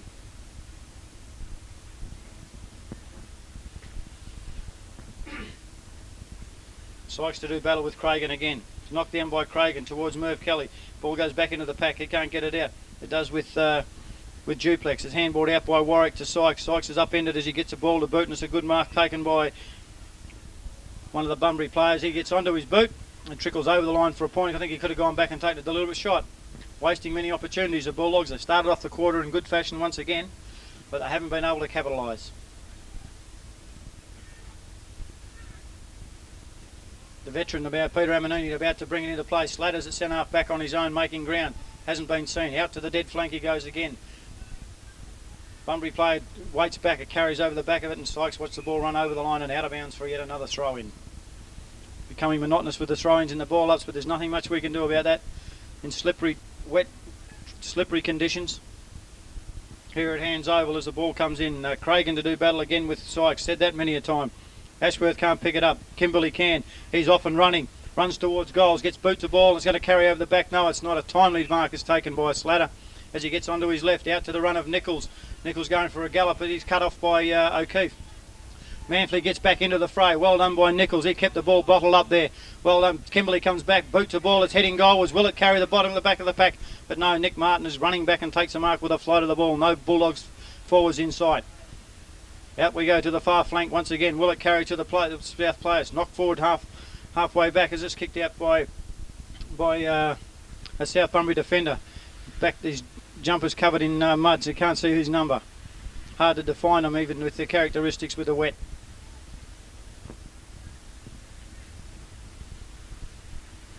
As the ball comes into play, the regulars are at it again. Cragen can't get his fist to it. Socket forward to Ashworth. He takes a couple of steps, lines towards a goal. Trips as he kicks it. It's coming over towards the back. It's good defence there by South Bunbury, Scott Caton, and I'm just trying to pick up who socket that. It trickles over for one more point to Bunbury. Doing it in small stages. They need to get a couple of majors on the board to have a figure in the finish of this game. As it's teeming down now. Probably about the heaviest it's been all night since the game started, as Amanini balks once.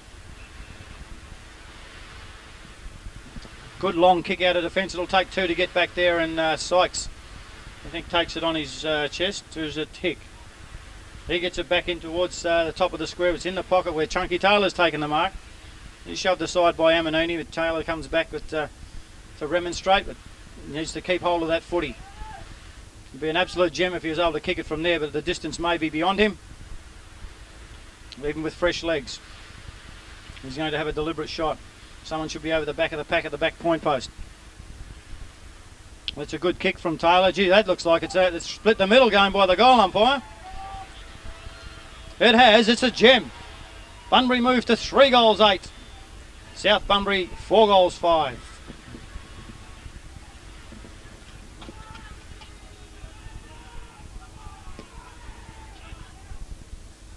South Bunbury 4 goals 5, Bunbury 3 goals 8. There was a good goal by Taylor. Add some spice to this game in the early stages of the third quarter, and the umpire will blow the whistle as Bunbury work the ball forward about 20 metres the attacking side of theirs from the centre up towards the Halsey Street end of Hands Memorial Oval. Another throw up by the umpire. There it goes, and it comes down to ground now, and we see the big pack of players around the ball. It's a tight game. It's a close game as the players dive for possession of the ball. Emerging with the ball is Bunbury, but there'll be another throw up in the centre of the ground here again. So the scores are close. And there's some pretty good football being played under the conditions, and a lot of will and the desire to get possession of the ball by both these sides. As it's brought forward by Bunbury, up it goes towards their half-forward line. It's taken in defence by Mel Nichols. And it goes over the far side of the ground once again. Here comes Bunbury now with the opportunity as they take possession of the ball through Ward. Ward gets the ball further afield. Whistle's gone once again, and there's going to be it's going to be a free kick, and it's going the way of South Bunbury over on the far side of the ground once again.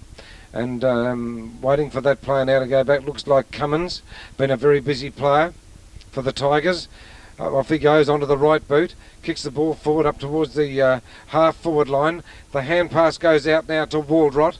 Waldrot onto the right boot, kicks the ball up towards half-forward. He finds a teammate.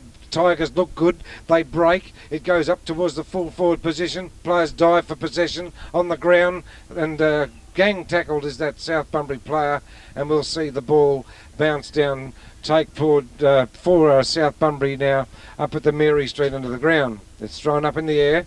Over the back, the big fellows worked hard tonight. That's Sykes. Down it goes to David Dillon. He relieves the pressure for Bunbury as he kicks the ball out on towards the half-back line, out on towards the left centre wing on the regional hospital side of the ground, where you see the ball go over the line and out of bounds. So a closely fought derby in trying conditions for all concerned here tonight, but at the end of the day there's going to be 4 premiership points awarded to one of these sides, and they both badly would be chasing the victory for the first derby of the season. Here goes the big fellows in Waldrot, and Sykes at it again, comes down to ground. The opportunity's there for Bunbury as they take the ball through John Burnell, but it is very close to the line, and once again we'll see another throw-in take place over on that far side of the ground. Bunbury working the ball forward up towards the half-forward line. A temporary break in the rain, I'd suggest. Throw-in takes place. Up goes Waldrot over the top of the pack, and again it's thumped over the line and out of bounds. So goals are going to be precious here. Whoever can break away, I should imagine at the moment, the scores being very close indeed. It should this game should go right down to the final siren, as we see Waldrot and Sykes go at it again. It's Sykes that gets the ball. Waldrot goes and dives after possession, but again it's gone over the line and out of bounds. So the umpires, both Boundary and Central, have had to work very hard tonight here. Wait for the throw-in to take place on the far side of the ground, on the regional hospital side of Hands Oval. Waldrot gets in front, gets the ball down to the ground. South take possession, handballs it free. It's taken there by Burnell, forwards it again, and again it's gone close to that boundary line. So as you can imagine here at Hands, in the early stages of the third quarter, again we've got seen a lot of players with the ball to be thrown back into play over on the far side of the ground, on the regional hospital side of Hands Oval. Picked up by Bunbury out of the packs, put on the boot by Burnell as he comes towards Warwick. He knocks it forward towards Kimberley. He couldn't take the ball. The South defence can. Austin Kelly on the hands and knees gets a handball out towards Brother Merv. He's put to the ground as he tries to pick the ball up, and the ball trickles over the line and out of bounds once again.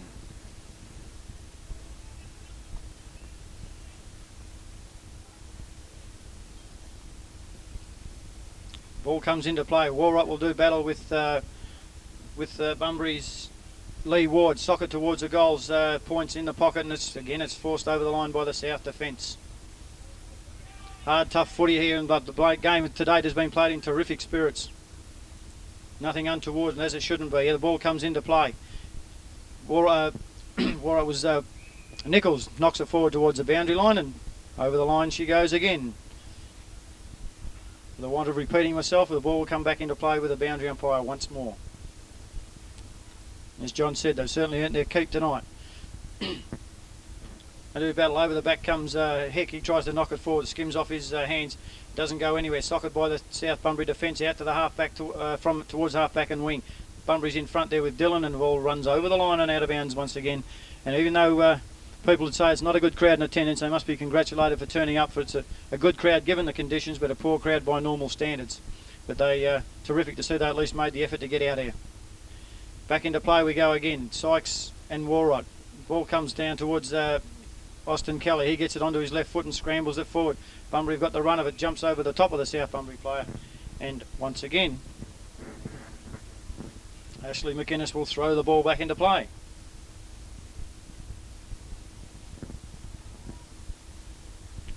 will do battle with Sykes. It's a lot clearer on the monitor. It goes down to nobody, in towards Duplex, knocked forward by South.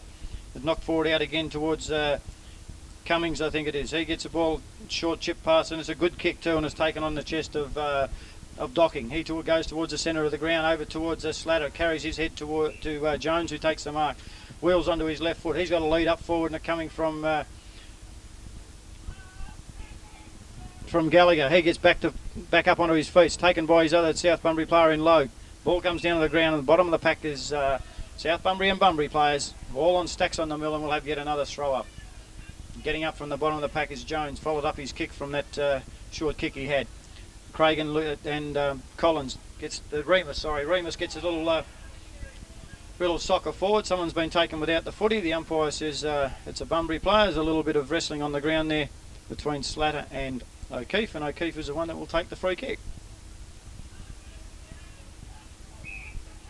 He gets quickly on with it because Bennell's 5-6 metres on his own and drops the sitter. Even in these conditions, should never have dropped that. South Bunbury come in 3-on-2. South Bunbury going for the footy. Could have got a free kick. Gets a hand pass out to Drew Walker, who's come onto the ground. Cragan's on hands and knees, still fighting hard for the ball. Walker misses a soccer. Kelly doesn't. It's a drop punt soccer straight down towards the half forward flank where Lowe leads the race for the ball. Knocked out a bit by Lee Hislop. And Bunbury will take a free kick because it's been socked over the line and out of bounds. It's a touchy one from my angle. South having a bit to say with it, but the umpire's decision will stand. So again, it's O'Keefe. He's going for the top. Get a bit more distance with the heavy balls. Sykes has get underneath it. It's thumped forward by Warrock, playing a good game. Walker can't take it, and he's dealt with after the ball left his area, and he will take a free kick. Again, playing in front. If you're playing in front, you'll get the benefit of the doubt from the umpires tonight. Said it before. Out comes the lead of Docking. He gets underneath the ball. Ben Bott crashes his way through, picks it up onto his left foot and hits right on top of the point post on the full, obviously, and a kick will come back into play with Bunbury.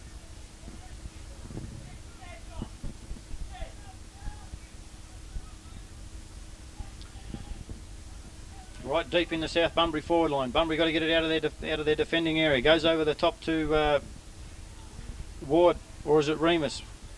23-28. 23 is Remus, knocked over the line and out of bounds once again. And again, we'll have yet another throw in. Well, it's become a bit of a stalemate. Not a lot of scoring, as you can imagine, with the scores. 4-5 South Bunbury, 29, 3-8, 26 Bunbury. As Sneddon comes off the ground for the Bulldogs. Umpires picked out a free kick there. It's a push in the back, and it'll go to South Bunbury's Cragan, I'd imagine, as Howard comes back onto the ground. The Bunbury supporters getting a little bit irate with that one. I missed that one, I didn't see it, but the umpire's a little bit closer than me. South Bunbury said it's warranted. Cragan will go back and see if he can put it right on the edge of the square, if not through it. Going for a short pass, and his Lowe can't take the mark as it's put down by Lee Hislop. Ball come up forward, and who's in front takes the mark on his chest. And he turns around, I'll be able to tell him it's Brent Jones. Well, he's a good left foot kick, Jonesy. Won't have any trouble with direction or distance, I would imagine, with the little bit of confidence. Determination will put it straight through the middle. As we wait on him to come in. Well, he's put it... Well, okay, straight through the middle, says the goal umpire. That gives South Bunbury a healthy little break of 9 points as they move to 5-5, 35. Bunbury 3-8, 26. Well, the ball's back into play. Up they go in the middle. Warrock gets high up over Sykes. The ball comes to the ground and is kicked forward by Bunbury, but only onto the chest of Nick Martin. He's grabbed by Bunbury Warwick, I think. Very dangerous play. Could have got a penalty involved in there, holding up players. Martin goes to the outer side yet again. Out towards Bunbury gets in front, and that's a good overhead mark in these conditions. Even though it stopped raining, the ball's still slippery. We'll read it off the monitor as the ball comes in towards centre half forward. It goes over the top of Mick Hick, or Warwick, and it's taken again by Martin. He does the deed again, out to the wing, but straight to the arms of Sykes. He's in front and he takes it comfortably on his chest. Goes back looking to centre half forward. It leads on from Lee Ward. Over the shoulder, says the umpire, and Bunbury will take a free kick and virtue just off centre of ground. Very congested forward line. They need to get it open if they're going to have any good and run onto the ball. It's a good long kick up towards centre half forward, and South Bunbury in front, unattended. He takes the mark easily on his chest, I think, is Murray Bassett. He comes out wide. It's a dangerous kick if Amanini marks it, and off he goes. Very cool, calm and collected. He's going to take it back where he come from. No, now he looks the other way. Ran his full measure. It's going to go over the head of Dylan. Mick Hicks coming in from the side, as is Duplex. Duplex forgot the footy and went for Hick, missed them both. Hick comes back with the footy and gets a hand pass, but it's going to no avail, only to see Bott. He runs into a dead end and forces the ball out in the tackle. Knocked forward again. In comes Ashworth. He's in front here. A good shepherd will give him a bit of time if he can pick it up, but he won't. The boundary line's going to win here, and it does.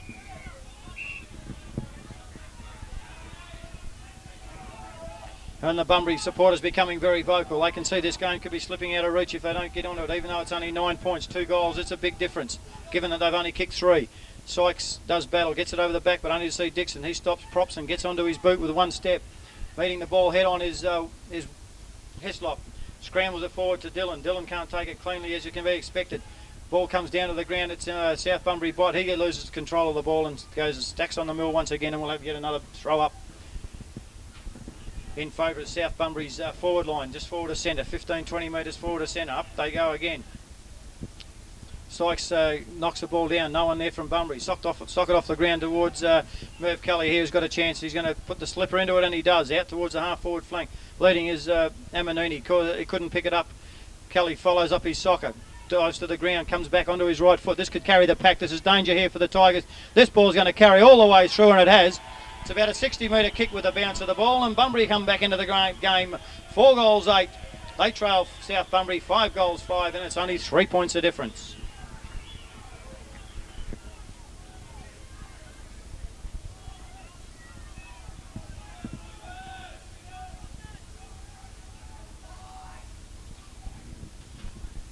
South Bunbury now 5-5 and Bunbury 4-8. Great goal by Kelly. Great derby this one.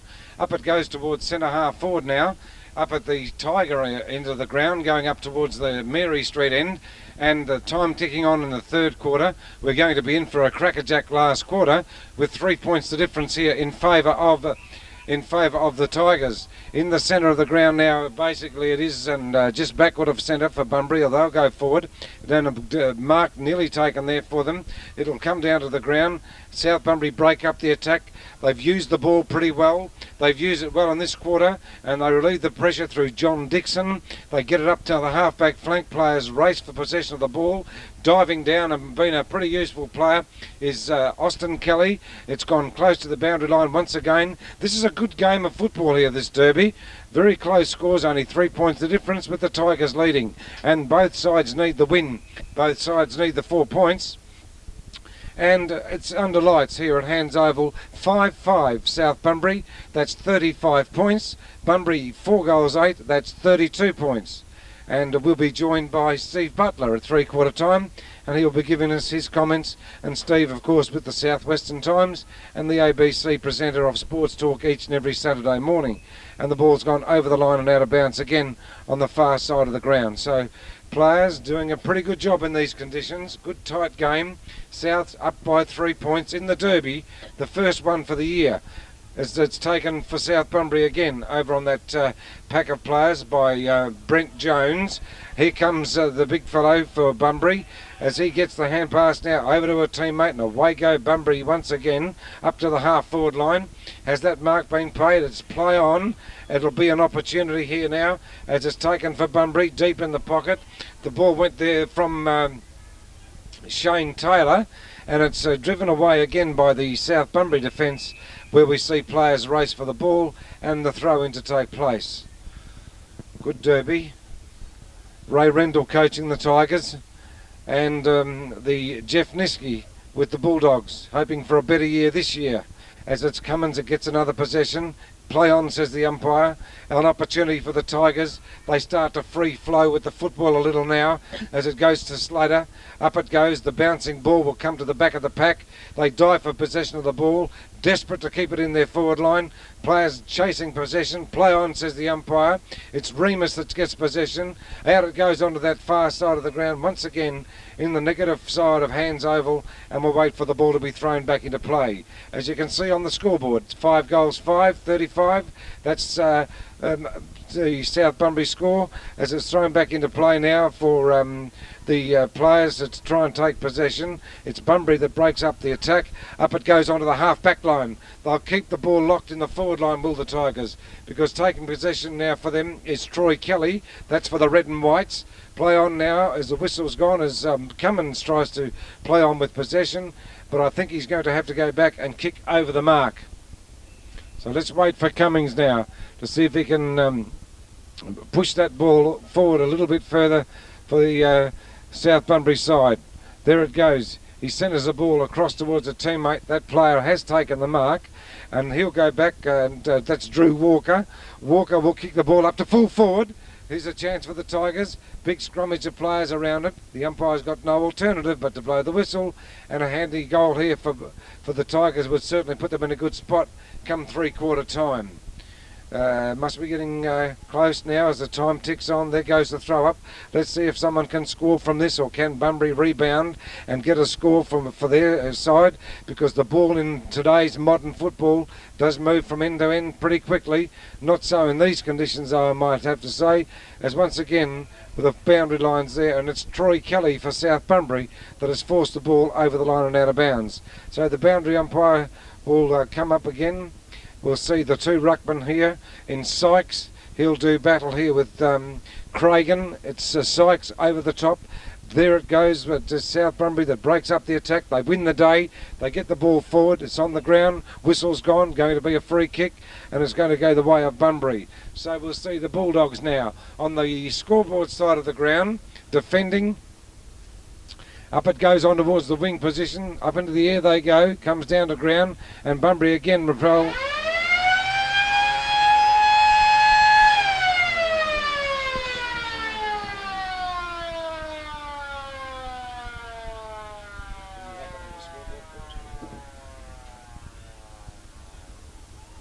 So it's three-quarter time here in the Derby, and in a close game where we see South Bunbury 5 goals 5, that's 35, and they lead Bunbury 4 goals 8, that's 32.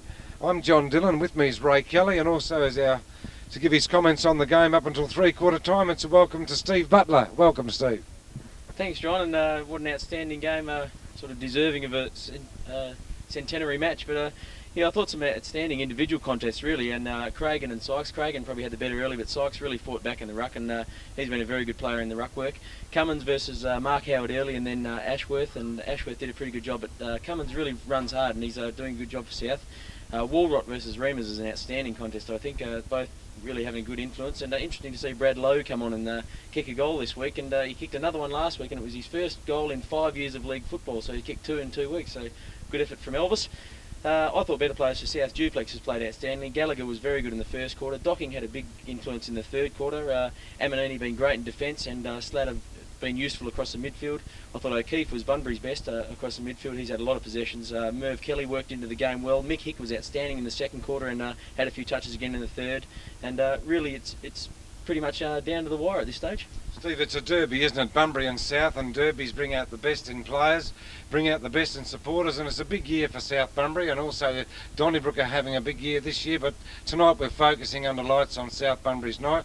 I'm sure that Bunbury would like to upset that party, and over the years there's been many fine players come from South Bunbury, hasn't there, and indeed Bunbury, but it's South's night tonight, and there's been some great derbies, and you can feel a lot of the spirit out there tonight, can't you? Oh, there's certainly plenty of passion out there, John, and in fact just having a chat to Sid Jackson today, and what an outstanding player he was, and I mean he's just a great bloke and riveting to listen to when he tells a few yarns about especially the 1970 grand final for Carlton when they won against Collingwood under the adversity, but yeah, some really great champions from South Bunbury, but really you've got to give Bunbury credit tonight. They've built a very good team together in the midfield especially, and they're really going to take it up in this last quarter, and yeah, I really think it can go either way, but South Bunbury will certainly be working hard on their own oval. It's their big night for the Centenary year, and their ball, of course, tomorrow night, and of course their family day again on Sunday. So I mean, it's a big quarter for them, and if they can't find something now, well, when can they find it?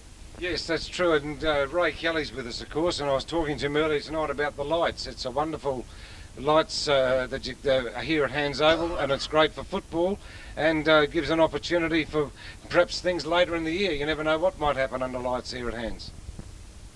Are you looking for a comment from me on that, John? Well, yeah, as we said at the start, South should be congratulated. We were last year on the state of the lights. They're the best outside the metropolitan area that I've seen to date. They're better than some clubs in the West Star rules that I've seen as well. So it's all great, and as it provides us with the opportunity to utilise our fixtures to the best of our ability, given the advent of the Dockers and with the Eagles travelling so well. So it's good for us, it's good for South Bunbury, and it's good for football overall.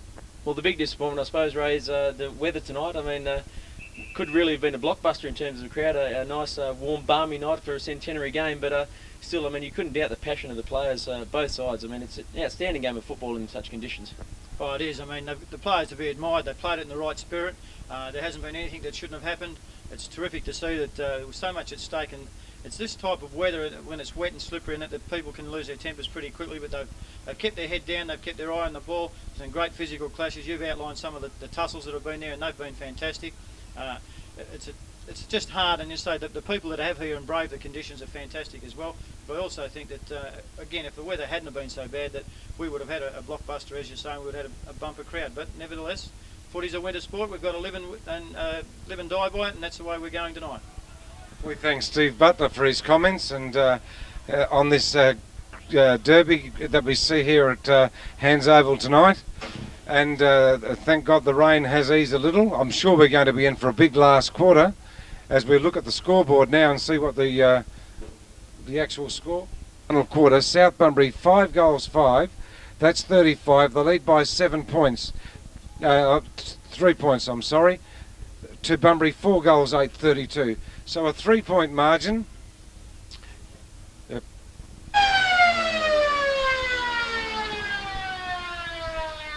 End of the last quarter, Warright wins a knock, comes down to the ground, in comes Bennell, picks it up cleanly, gets a hand pass out towards Lee Hislop. He drives it forward towards centre half forward, a big long kick. Chunky Taylor pushed forward out of the play, couldn't get into it, picked up by Amanini. Bunbury pound on him as he goes to ground, and we'll have one of our regular ball ups, one of the many we've had.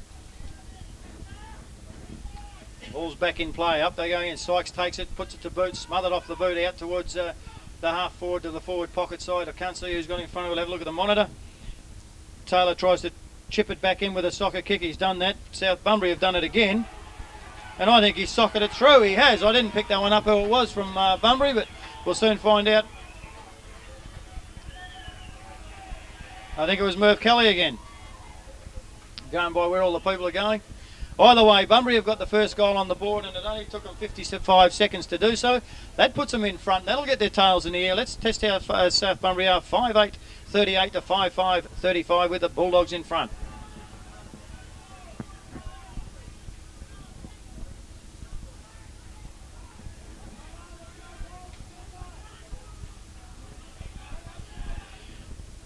Sykes, he knocks it down. It's a good knock to Hick. He sidesteps and he was looking for the hand pass, but onto the boot, down to centre half forward. Have Bunbury got their tails in the air?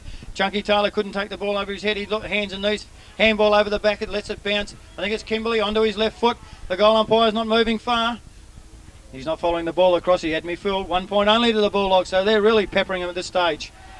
5-5, 35 South Bunbury. 5-9, 39 the Bulldogs. Damanini taking his time to bring the ball back into play.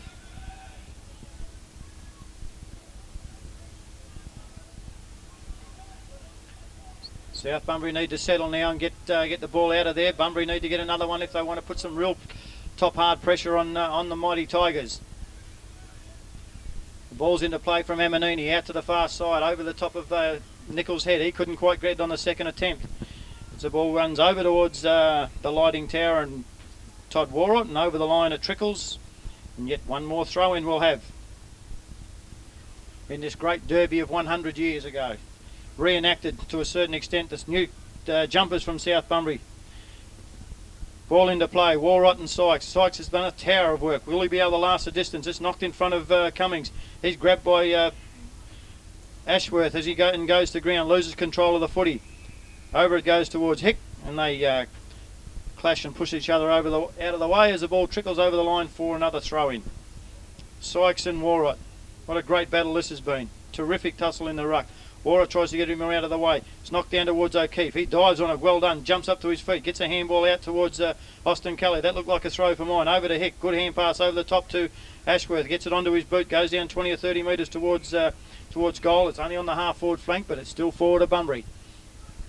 Oh, it went out on the full, according to the umpire.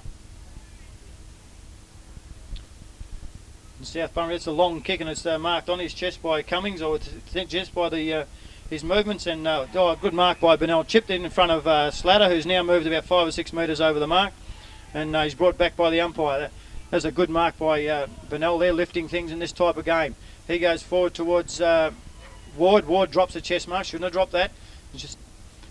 He gets a little kick over towards O'Keefe. O'Keefe bombs it forward. So one out. They both go to ground. Who's up first? It's Aaron Hill. Can he get it off the ground? He's tackled. He gets back. His cat-like panther movements. Handballs over to Taylor. His ball is swamped. His kick was smothered, and then he came back off, got off his hands and knees, got his boot to ball, got it over the goal line, and Bunbury have really opened up and fired away in this last quarter of the 100-year Centenary game. They moved to 6 goals 9, 45. South Bunbury 5 goals 5, 35, a lead of 10 points. John, they're looking good, the Bulldogs. Yes, they've lifted now, that's for sure, and it's a great start to the final quarter. Bunbury now 6 goals 9, South Bunbury 5 goals 5, and some good passages of play there by the Bulldogs. But let's see if there's the fight in the Tiger to get back into this game, in this great derby. And touch wood, we've had no rain in this last quarter. Whistle's gone, someone inside the square. Which way is the kick going to go? Luck will play a big part in this final quarter. It's South Bunbury that take advantage of the free kick from the centre, and away they go now as they kick the ball over the centre of the ground. They'd need to score from this one as it's thumped in defence by Bunbury. Socket off the ground. Up it goes. The Bunbury supporters are certainly finding their voice here at Hands Oval League headquarters as it's taken by Todd Walrot. He will kick South Bunbury back forward. Up it goes, but in the centre, it's a great mark taken for the Bulldogs, and he's been a useful player, has Austin Kelly. South break up the attack, however. An opportunity for them now too, as it's taken there by South Bunbury player there in Daniel Haywood. Whistle's gone, pushing and shoving. This is a derby, physical contact, and the players certainly right down here in front of us. The ball to be thrown back into play. They jostle for possession. Up they go. It comes down to ground and is taken there by Austin Kelly. He kicks the ball forward into an open half forward line, where it's taken by O'Keefe. He goes this way, that way, bends onto the left boot, kicks it up the centre half forward, thumped out of the ground. The Tigers need to get it out of there, that's for sure. With the score, Bunbury 6-9, South Bunbury 5-5. Time ticking on in the final quarter. Ball thrown up in the air. South need the next goal. There it goes, up towards the half-forward line. Bunbury look pretty sharp as they work the ball up towards the Mary Street end of the ground. It's thumped, and there's going to be a free kick. It'll go the way of South Bunbury, and it'll be taken by Peter Amanini in the last line of defence for the Tigers. Yeah, the umpire's in the correct spot to pick that one up. If he had been a little bit further over towards the scoreboard, maybe Bunbury, Aaron Hill would have got away with that, but he didn't. The correct call by the umpire. Amanini doesn't know which way to go. He's got to bring it in over the mark because he's been given some latitude by the umpire. Straight down towards centre half, back the shortest way home. Up they go there. Craig and Dixon it was. Cummings it was. Bounces off the pack. He comes away with a left foot kick out towards the wing. Nobody home there. Bunbury leading from 2 directions. Will they shepherd one or the other? Picked up by Lee Hislop. O'Keefe didn't put in a real good shepherd. High in the air goes the ball down to the half forward flank. South Bunbury in front, and it's Nichols who takes it safely on that chest mark. The reliable defender he's been for most of the season. Played a good game last week against the leading goal kicker, Gardner. He goes towards the centre of the ground, 3-on-1, taken by Dillon off hands. He drives it back towards centre half forward, towards Nichols. Can he do it again? No, Bunbury have marked. No, it's come to the ground. Kelly can't get hold of it. Comes out towards South. Put the slipper in. Over it goes towards centre half forward. And a great one through from Nick Martin. That's where the 50-metre kick towards Sykes. Spoilt by Drew Walker. The ball's come towards South Bunbury's feet, picked up by Slatter, straight onto the boot to centre half forward. This could go anywhere. Travis Rendell meets it, knocks it forward towards Bott. He just about overruns it. He breaks free from a tackle. Danger here for the Bulldogs. He chips it short. Barry falls over as he tries to get back in the slippery conditions. Rendell picks it up off the ground. It just about goes. He kicks it, but it's just missed to the left-hand side of the goal post, only by about a foot or two.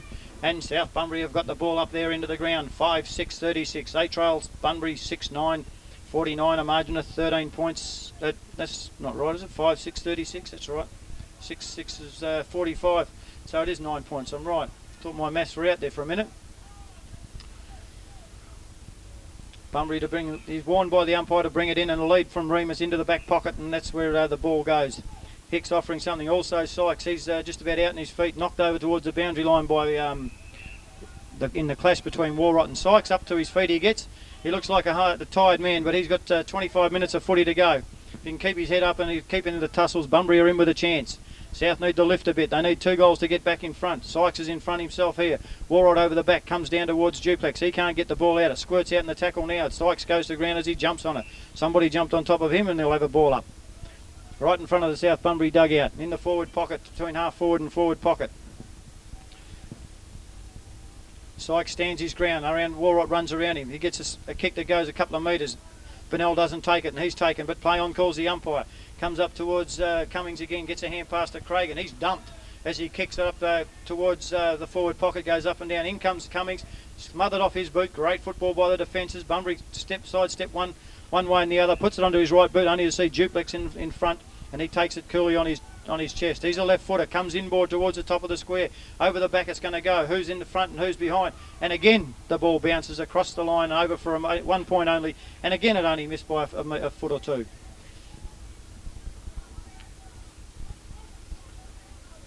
Well, the Tigers, they're trying their hearts out.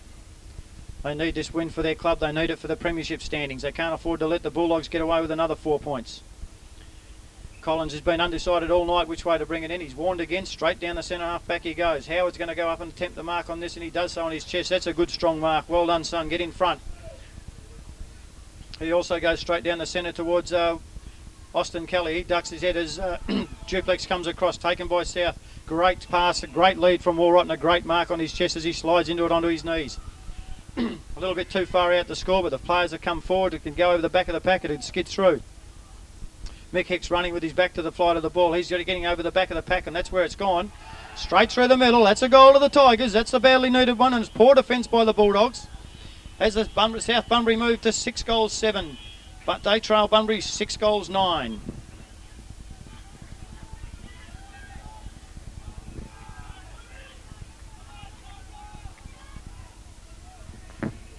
Good game this one. It's Bunbury by 2 points. What a derby. This will be hopefully make good viewing and good memorabilia for people that love their football from both Bunbury and South Bunbury, or any footballer, or any football side. This time it's Bunbury that work it forward. Here's a go for them now as it's in the pocket. A soccering tactic is the order of the day, and it's gone through. We wait for the goal umpire. Straight through the centre, and that's another goal to the Bunbury player there in Aaron Hill. Aaron Hill. What an opportunist this little guy's been all night.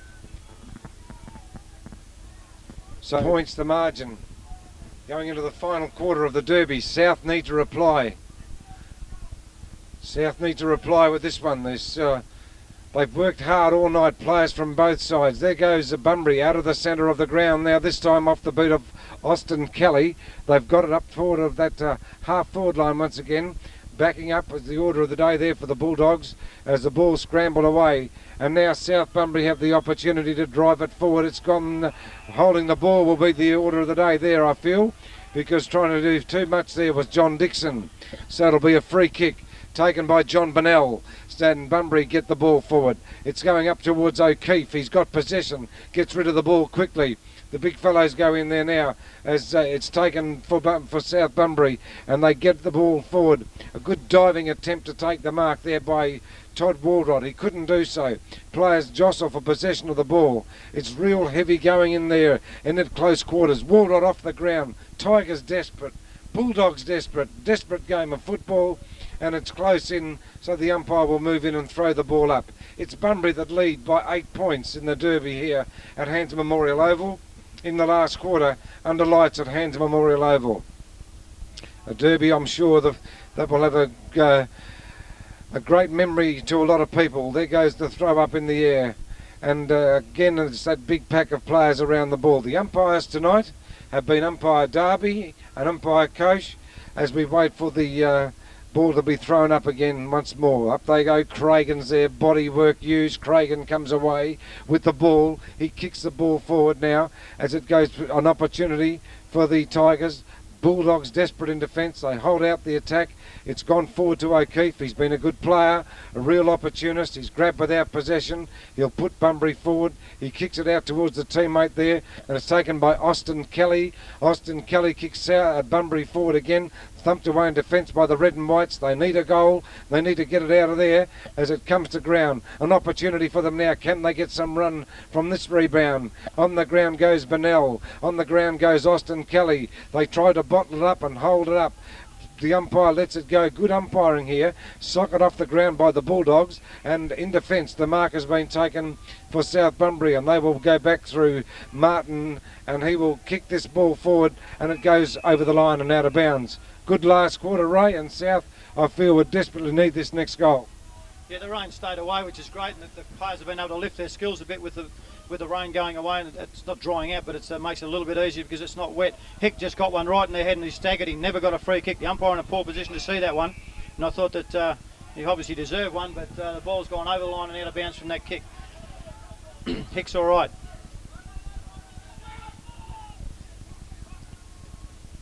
Okay, the ball's brought in by that ever reliable Cummings.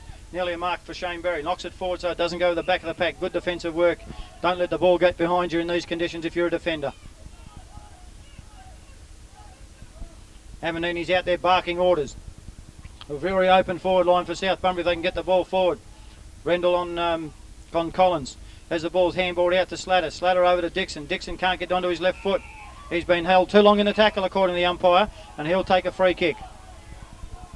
Bunbury supporters have come out from underneath the woodwork here at Hands Oval, but I think the umpire was right in that one. They held him a little bit too long after he took after the ball fell forward in the tackle. So Dixon to put South Bunbury deep into offence, out of defence, into attack. Too much basketball stuff here. Good use of the body by South Bunbury player there to in Bassett, I think it is. He got his direct opponent out of the way and took a good chest mark. Now he's some 50-55 metres out from goal. Waiting for someone. There's a gap to run into, but he's going for distance into the... Well, I don't know if he went for distance or he went for bite, but it's gone over the line and out of bounds from a touch. A desperate lunge by Rendell to keep the ball in play for or in the area for South Bunbury and not allowing it going out on the full. We've played some 16 minutes of this quarter. The ball's in play. Walrot knocks it over the back. Slater can't control it. Comes to ground and Walrot's in there. Handball out by Jones. He's tackled after he got rid of it. Comes out to Amanini. One step and out on the full it goes from a defender.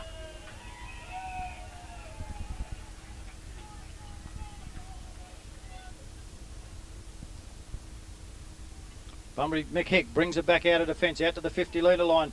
Sykes over the back, but he's rested his arm on Cragen's shoulder. Amanini's allowed to play on. He's given a hand pass out to Bassett. Bassett to the top of the square. Who's over the back?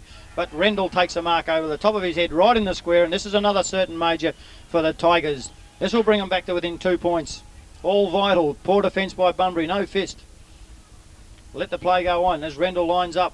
Straight through the eye. Little goes the ball. And that's his second goal on the for the night to make South Bunbury 7-7-49. They trail Bunbury 7-9-51. 2 points the difference.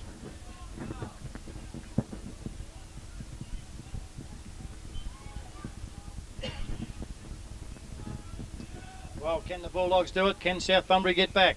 Someone's in the square. It's a trainer. I think it's a Bunbury trainer, and that's very, very slack. You can't afford that in a 2-point game. That's poor, very poor. Cragen to take the kick, and he drives it some 50 metres into South Bunbury's attacking zone. This could have ramifications for the Bulldogs. Goes over to the back. South Bunbury have their tails in the air. Rendell dives on it again. Good for the play to keep the ball locked up there by the South Bunbury forward.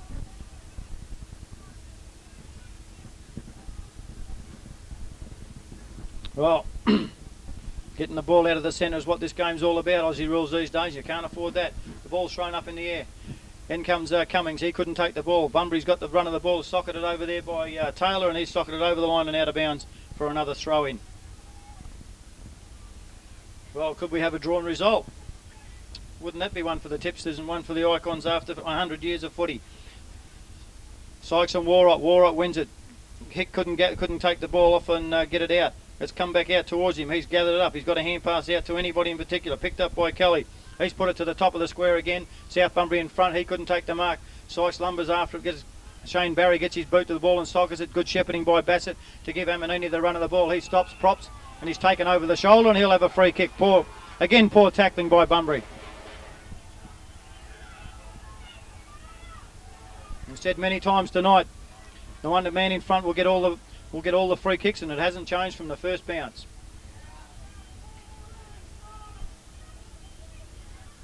Amanini some 55 metres out. There won't be a score out of this kick, but it's dangerous for the Bulldogs. Up they go in defence. It's knocked down. Comes down towards Bunbury. They've forced it through and over the line for a point. And this is going to make it an interesting ball game now for the next 10 minutes with what we've got left. 19 minutes gone. 7-8 South Bunbury. 7-9 Bunbury. 1 point the difference. They don't come much closer than that, and we see the ball deep in the forward line now for South Bunbury, with Bunbury to kick this ball back into play. And it's a very important kick, this one, as his player goes out to that regional hospital side of the ground. And again, it's O'Keefe, a classy player, this guy.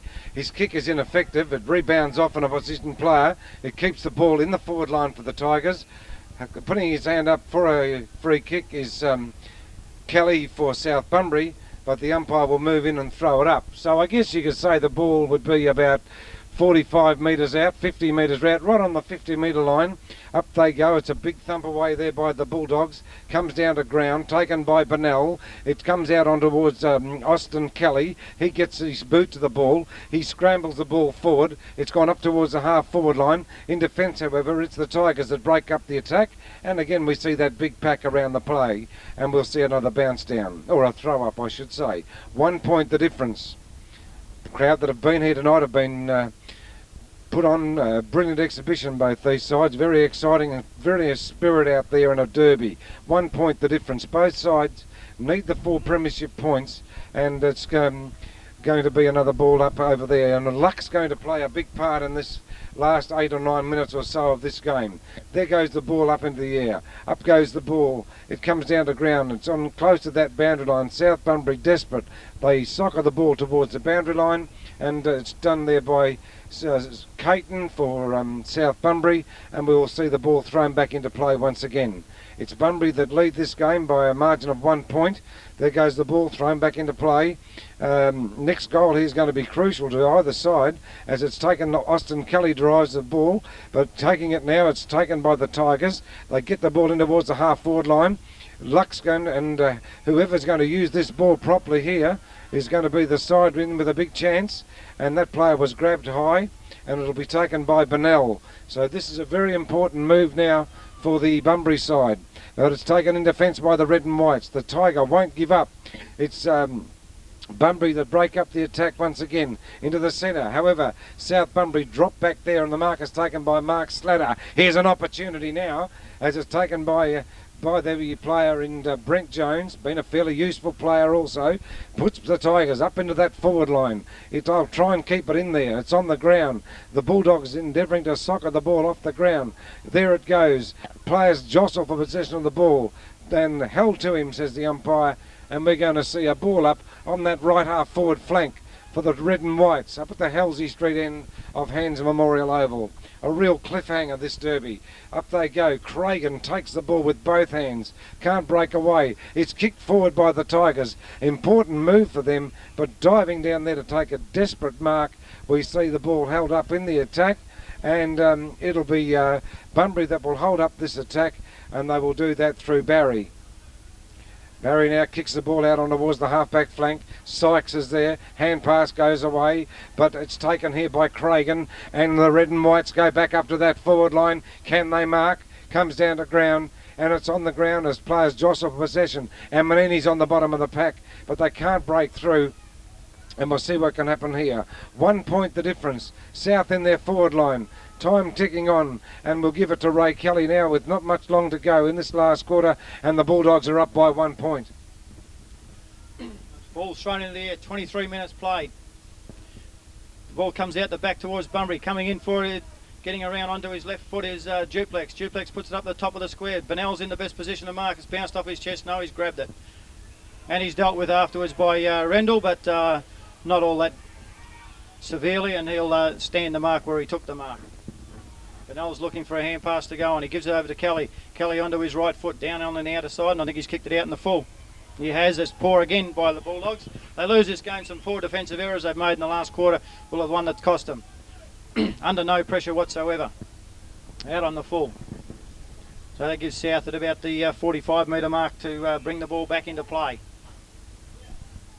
Looks like Slatter's got the ball. He's drived it to the top of the square. That's where it should be. Dangerous here for the Bulldogs. Up goes Jones. Neron takes the mark, comes down the ground to Hick. Gets a good hand pass over to Barry. Barry on his left foot drives it out towards the wing. The big bloke Sykes, he's running for it. He's hoping for it to go over the line and out of bounds, and that's the way it will go, with Warwick chipping in to give him a hand. Well, sensational football here. All players to be admired. 24.5 minutes played. The spectators down here in front for Bunbury trying to get them lifting their side. They need another goal. The next goal will probably win the game. Ashworth can't get it out of there. Taken by Martin, and Martin has had the ball held to him, and the umpire Darby will put the ball in the air. They've both done a good job, the umpires as well. All round good Aussie rules footy. Great football for South West. Up they go again. Cragen and Sykes. They'll be out on their feet tonight. As they go, the ball comes down to the pack, and again the umpire's going to throw it up. Highest scoring quarter scoring in the quarter this quarter, so we could get about 28, 29 minutes of play. 25 gone, and up they go again. Sykes knocks it forward in towards a horde of Tigers, onto to Martin, scrambles it up towards Remus. He quite can't take it over his head. Bott's tied up in a tackle. Dixon puts his boot to the ball as it bounces along. Remus back in it, knocks it over their head, takes it again, gets a hand pass towards the boundary, and Austin Kelly, he's out onto his left foot, takes a bounce. Cool, calm and collected, gets it down the wing to the half forward to Merv Kelly, who takes a good mark. When will he pay? On the second or first grab? Well, he's going to pay the mark.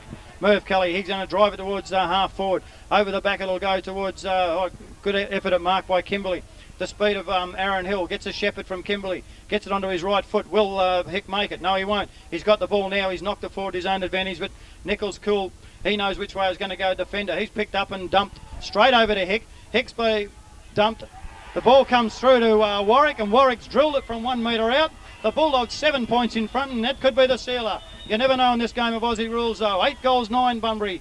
They lead South Bunbury 7 goals 8, and what an absolute clinker we've got here.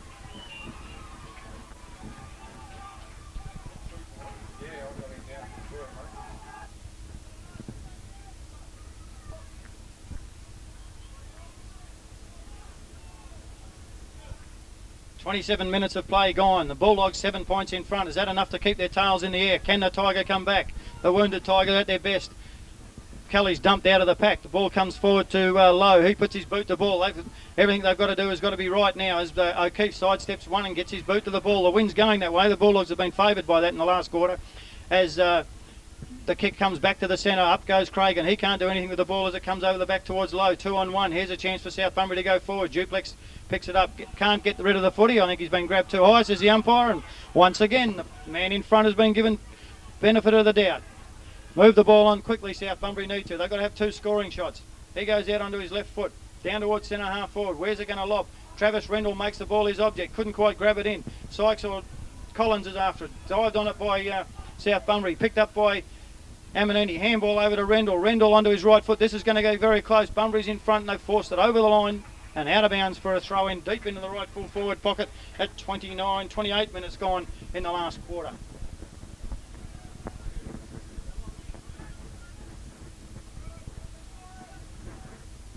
Ball's back into play. In comes Bott over the back, tries to take it, can't. He's forced it down. Slater can't get his boot to the ball. Bennell goes down and puts his hands on the ball to tie it up, and great effort he's done, and they come in on the top of him. And we'll have yet another ball up, and that's time going down the drain for the Tigers. Up they go. Ball comes to the ground again. Where is? I can't pick it out. It's picked up by Bott. Tries to get his boot to the ball. Comes out to Remus. Remus knocks it out. Comes back underneath him in the pack. Someone's grabbed it around the side as Rendell put it in the right sort of spot. No, it wasn't Rendell, he's in the square, but it came back in the thing, but Bunbury forced it straight through for a point. That makes it 1 straight goal the difference. Bunbury lead 8 goals 9 to South Bunbury 7 goals 9, and they can't afford a mistake here as they kick the ball into play, and it's taken by Austin Kelly. He kicks it out on his left foot, a deft little kick onto to Warwick, who fumbles the ball the first time, then knocks it over the line and out of bounds as a saving grace for the Bulldogs. Can South Bunbury score twice? Up goes Sykes, he comes in from the back. Socket forward by Kelly, up towards O'Keefe. He's knocked down as he goes forward. Great big clash by Nichols, and again it stacks on the middle. And again the Bulldogs tie it up. South need the ball out in the open. They need to break. Someone needs to break the shackles here and get the ball forward to centre forward in a hurry. Bunbury have packed their defence a little bit. They've got a couple of spare men down there. Cragen goes up, knocked forward by Sykes. Comes to South Bunbury. Cummings goes to ground. He's out on his feet as well. Gee, he's played a good game, and the ball comes loose after he's had it. Picked up by Mickett.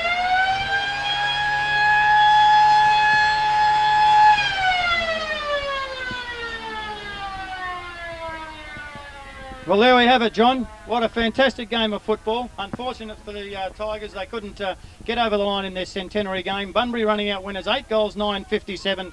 South Bunbury, 7 goals, 9-51. 1 goal is the deficit and for the South Bunbury, and it's great to see all these players shaking hands as they leave the ground. Sykes running up to Warrod. They're obviously disappointed, South Bunbury, but they shouldn't be. I mean, they've lost the game on the scoreboard, but they certainly haven't lost any friends in the manner in which they ran this game out and the manner they took the game up to Bunbury. Yes, that was a great game of football, and the way I see the goal scorers here, firstly for the Bunbury side, a good game by Michael Warwick with 3 goals. They got 2 from Merv Kelly, they got 1 from Aaron Hill, and the other goal scorer was Shane Taylor. Now for South Bunbury, 2 from Travis Rendell, and 1 apiece to Brent Jones, 1 to Mark Slatter, Todd Waldrott, Docking, and also Brad Lowe, who proved to be an effective player when he come on. But as you said, Ray, only 1 goal. They don't come much closer than that. And we can see that the Bulldogs have got another 4 premiership points as they sing their theme song down here in front of us. And they're to be congratulated because they've won a close game and some great skills shown in that last quarter, particularly by Austin Kelly, who put in a great last quarter. And we saw some very good players right throughout the night. There was also Merv Kelly put in some good passages of play, some very good work by O'Keefe. Also Hick proved to be a good player. Ben Sykes worked very hard indeed. And but unfortunately there can only be 1 winner in the 4 points to premiership points. Didn't Mark Cummings play a good game? Todd Waldrott played a good game. They had many good players throughout the course of the night. And as you can hear down here in front of us, the Bulldogs are absolutely jubilant because to win a derby by a margin of only a goal, Ray, is a very precious thing. And no doubt I see you looking there at the premiership table and the way it would read within a full weekend of fixtures of football to come. But it's a handy 4 points for the Bulldogs winning this game by 6 points. Yeah, they really got their supporters' hearts in their mouths, John. They've won 4 games and all of them been by less than 9 points from memory. They won against Boyne up by a goal. They beat Collie by 9 points. They beat Kerry Park by a goal last week. And so they've run them all to the wire. They've been beaten by 7 points by Busselton. The only big margin, the difference in all their 5-6 games has been Harvey Brunswick. So yeah, they've really taken the ball to the line, and I think it also indicates that they have been working very, very hard and working on their fitness and running the game out. And I think that must be pleasant for their coach Jeff Nitsky. And all in all, fantastic game of football. And they should all be congratulated. The whole 42 players and the coaches and the staff around them, and the umpires did an excellent job also. We hope that you've enjoyed our telecast. We'd like to thank our cameraman who's come all the way from Collie here tonight, who used to play football for Collie. We've enjoyed doing the best we can to make it a memorable occasion for players and supporters from both sides. So on behalf of Ray Kelly and myself, thank you very much, Ray. Thanks, John. And it's a very good evening to you all.